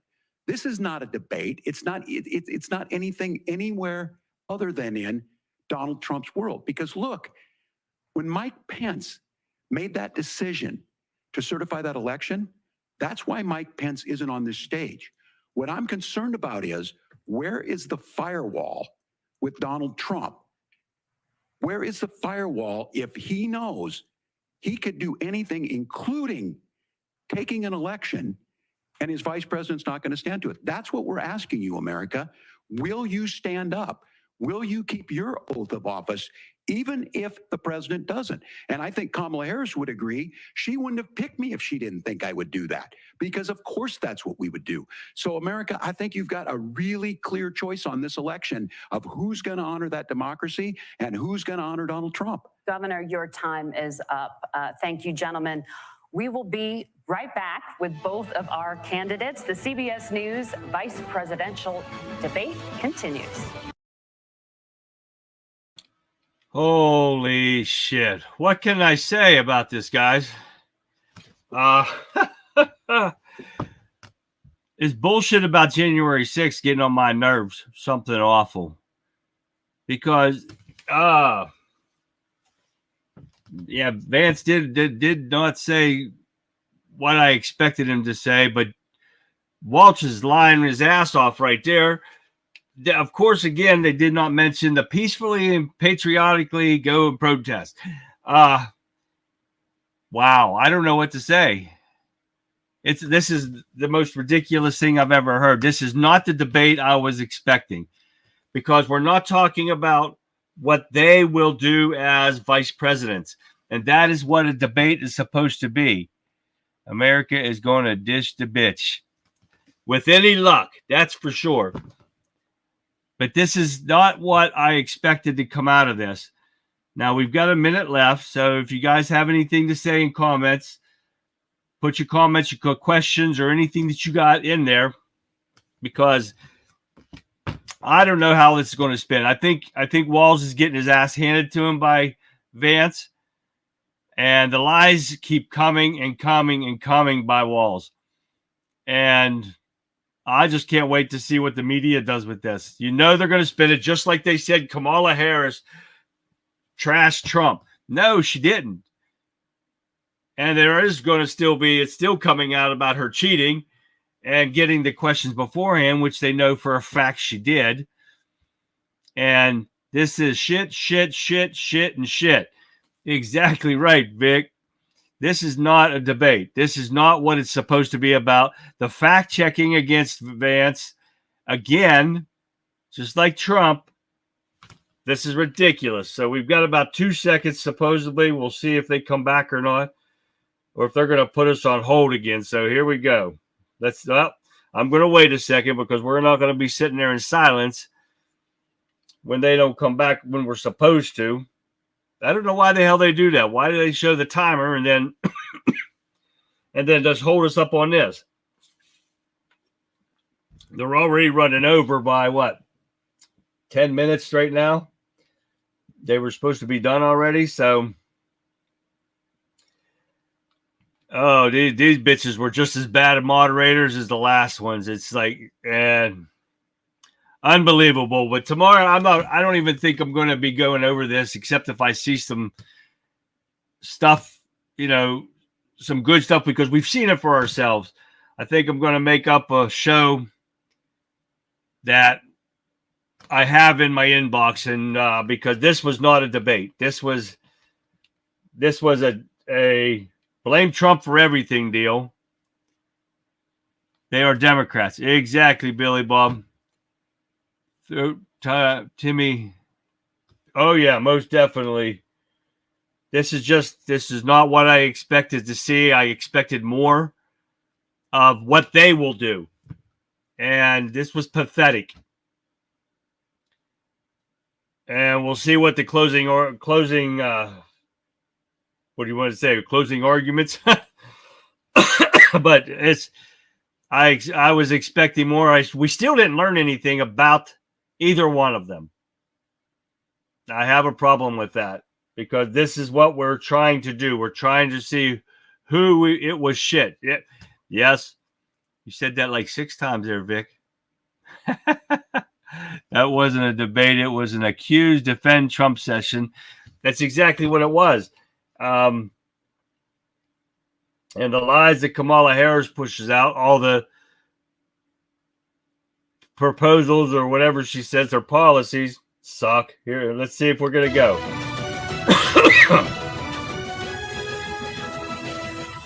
Welcome back to the CBS News Vice Presidential Debate. It is now time for the closing statement. Senator Vance won the virtual coin toss and elected to go last. So, Governor Walz, you are first. You have 2 minutes. Well, thank you, Senator Vance. Thank you to CBS News. And most importantly, thank you to all of you. If you're still up and the folks who miss Dancing with Our Stars, I appreciate it. But look, the support of the democracy matters. It matters that you're here. And I'm as surprised as anybody of this coalition that Kamala Harris has built, from Bernie Sanders to Dick Cheney to Taylor Swift, and a whole bunch of folks in between there. And they don't all agree on everything, but they are truly optimistic people. They believe in a positive future of this country and one where our politics can be better than it is. And I have to tell you, that better than it is the sense of optimism that there can be an opportunity economy that works for everyone, not just to get by, but to get ahead. And the idea that freedom really means something, not the freedom of government to be in your bedroom or exam room, but the freedom for you to make choices about yourself. Now, look, we all know who Donald Trump is. He's told us, and as Maya Angelou said, believe him when he told you that. His first inaugural address talked about American carnage, and then he spent 4 years trying to maybe do that. Senator Vance tonight made it clear he will stand with Donald Trump's agenda. He will continue to push down that road. Excuse me. Kamala Harris gives us a different option. Now, I'll have to tell you, I'm going to be careful about the quotes, but there's one that Senator Vance said that does resonate with me. He said, Donald Trump makes the people I care about afraid. A lot of America feels that way. We don't need to be afraid. Franklin Roosevelt was right. All we have to fear is fear itself. Kamala Harris is bringing us a new way forward. She's bringing us a politics of joy. She's bringing real solutions for the middle class, and she's centering you at the heart of that. All the while asking everyone, join this movement, make your voices heard. Let's look for a new day where everybody gets that opportunity and everybody gets a chance to thrive. I humbly ask for your vote on November 5th for Kamala Harris. Governor Walz, thank you. Senator Vance, your closing statement. Well, I want to thank Governor Walz, you folks at CBS, and of course the American people for tuning in this evening. And one of the issues we didn't talk about was energy. And I remember when I was being raised by my grandmother, when she didn't have enough money to turn on the heat some nights because Ohio gets pretty cold at night and because money was often very tight. And I believe, as a person who wants to be your next vice president, that we are a rich and prosperous enough country where every American, whether they're rich or poor, ought to be able to turn on their heat in the middle of a cold winter night. That's gotten more difficult thanks to Kamala Harris's energy policies. I believe that whether you're rich or poor, you ought to be able to afford a nice meal for your family. That's gotten harder because of Kamala Harris's policies. I believe that whether you're rich or poor, you ought to be able to afford to buy a house. You ought to be able to live in safe neighborhoods. You ought to not have your communities flooded with fentanyl. And that too has gotten harder with because of Kamala Harris's policies. Now, I've been in politics long enough to do what Kamala Harris does when she stands before the American people and says that on day one, she's going to work on all these challenges I just listed. She's been the vice president for 3.5 years. Day one was 1,400 days ago, and her policies have made these problems worse. Now, I believe that we have the most beautiful country in the world. I meet people on the campaign trail who can't afford food, but have the grace and generosity to ask me how I'm doing and to tell me they're praying for my family. What that has taught me is that we have the greatest country, the most beautiful country, the most incredible people anywhere in the world. But they're not going to be able to achieve their full dreams with the broken leadership that we have in Washington. They're not going to be able to live their American dream if we do the same thing that we've been doing for the last 3.5 years. We need change. We need a new direction. We need a president who has already done this once before and did it well. Please vote for Donald Trump. And whether you vote for me or vote for Tim Walz, I just want to say, I'm so proud to be doing this and I'm rooting for you. God bless you and good night. Senator Vance, thank you. And thank you both for participating in the only vice presidential debate of this election cycle. I'm Margaret Brennan. And I'm Nora O'Donnell. And a reminder, there are just 30. Okay, guys. What did you guys think of that? I just, my ears hurt listening to Walz. talk. Like I said earlier, I do not believe that was a debate that we were expecting. I expected to learn stuff about each one of these guys, and I learned nothing. I learned that Walz is a liar, and these were prepaid lies that they were told to him before he came on. And it's so pathetic. It's unreal. I don't know. We're going to hear a lot tomorrow, I'm sure, about all this. But, John, I like that. That's why I asked her. I said, tell us how you really feel, Vic. I was disappointed tonight, guys. Let me know what you guys think in chat. Leave comments, whatever. But I was disappointed in the debate. I think it was pathetic. I think it was a Trump bash. And stick it up for Trump. But Trump's record is proven, factual. More money in their paychecks, like Vance said. Lower taxes. Lower inflation rate. Lower gas prices. Everything was under Trump. No wars. I just don't get it. Let me know if you guys, how you guys feel about the chat, how did it go for you guys. But me, I was disappointed. And we're going to see if I get up in enough time to get a morning show together or not. I'm not sure yet. But I'm going to see what's happening. My head is shaking and Tourette's has kicked in. Yeah. This was, I didn't get pissed off like I did when Kamala Harris was running her mouth and those moderators were doing their fact checking. But I mean, they broke their rules already tonight when they first came on and said they're not going to fact check, but they fact checked him anyways. And you heard Walz even said it. She said, you guys said you weren't going to fact check, but I'll fact check it. They were already fact checking. So I wanted to know more about these people. We didn't learn anything about them. I don't give a shit. I don't need to know about Walz. I wonder why Vance did not bring up the cowardness of this guy. Why he did not stick up, why he did not stay with his unit when they got called up to go overseas. Why he didn't jump on that. And why he didn't get all the lies about China and bring that up more. He didn't push issues to bash Walz. And I didn't like that part either. Oh, we had a great time in chat, I think, Billy Bob. Yeah, exactly, William. Can't wait to see what the fake news has to say about this. You know they're going to spin it. Fuck the fact-checking bullshit. Exactly, Billy Bob. They said they were not going to do that, and they did it anyways. So the lies just keep on coming. And every time we turn around, that's what they do.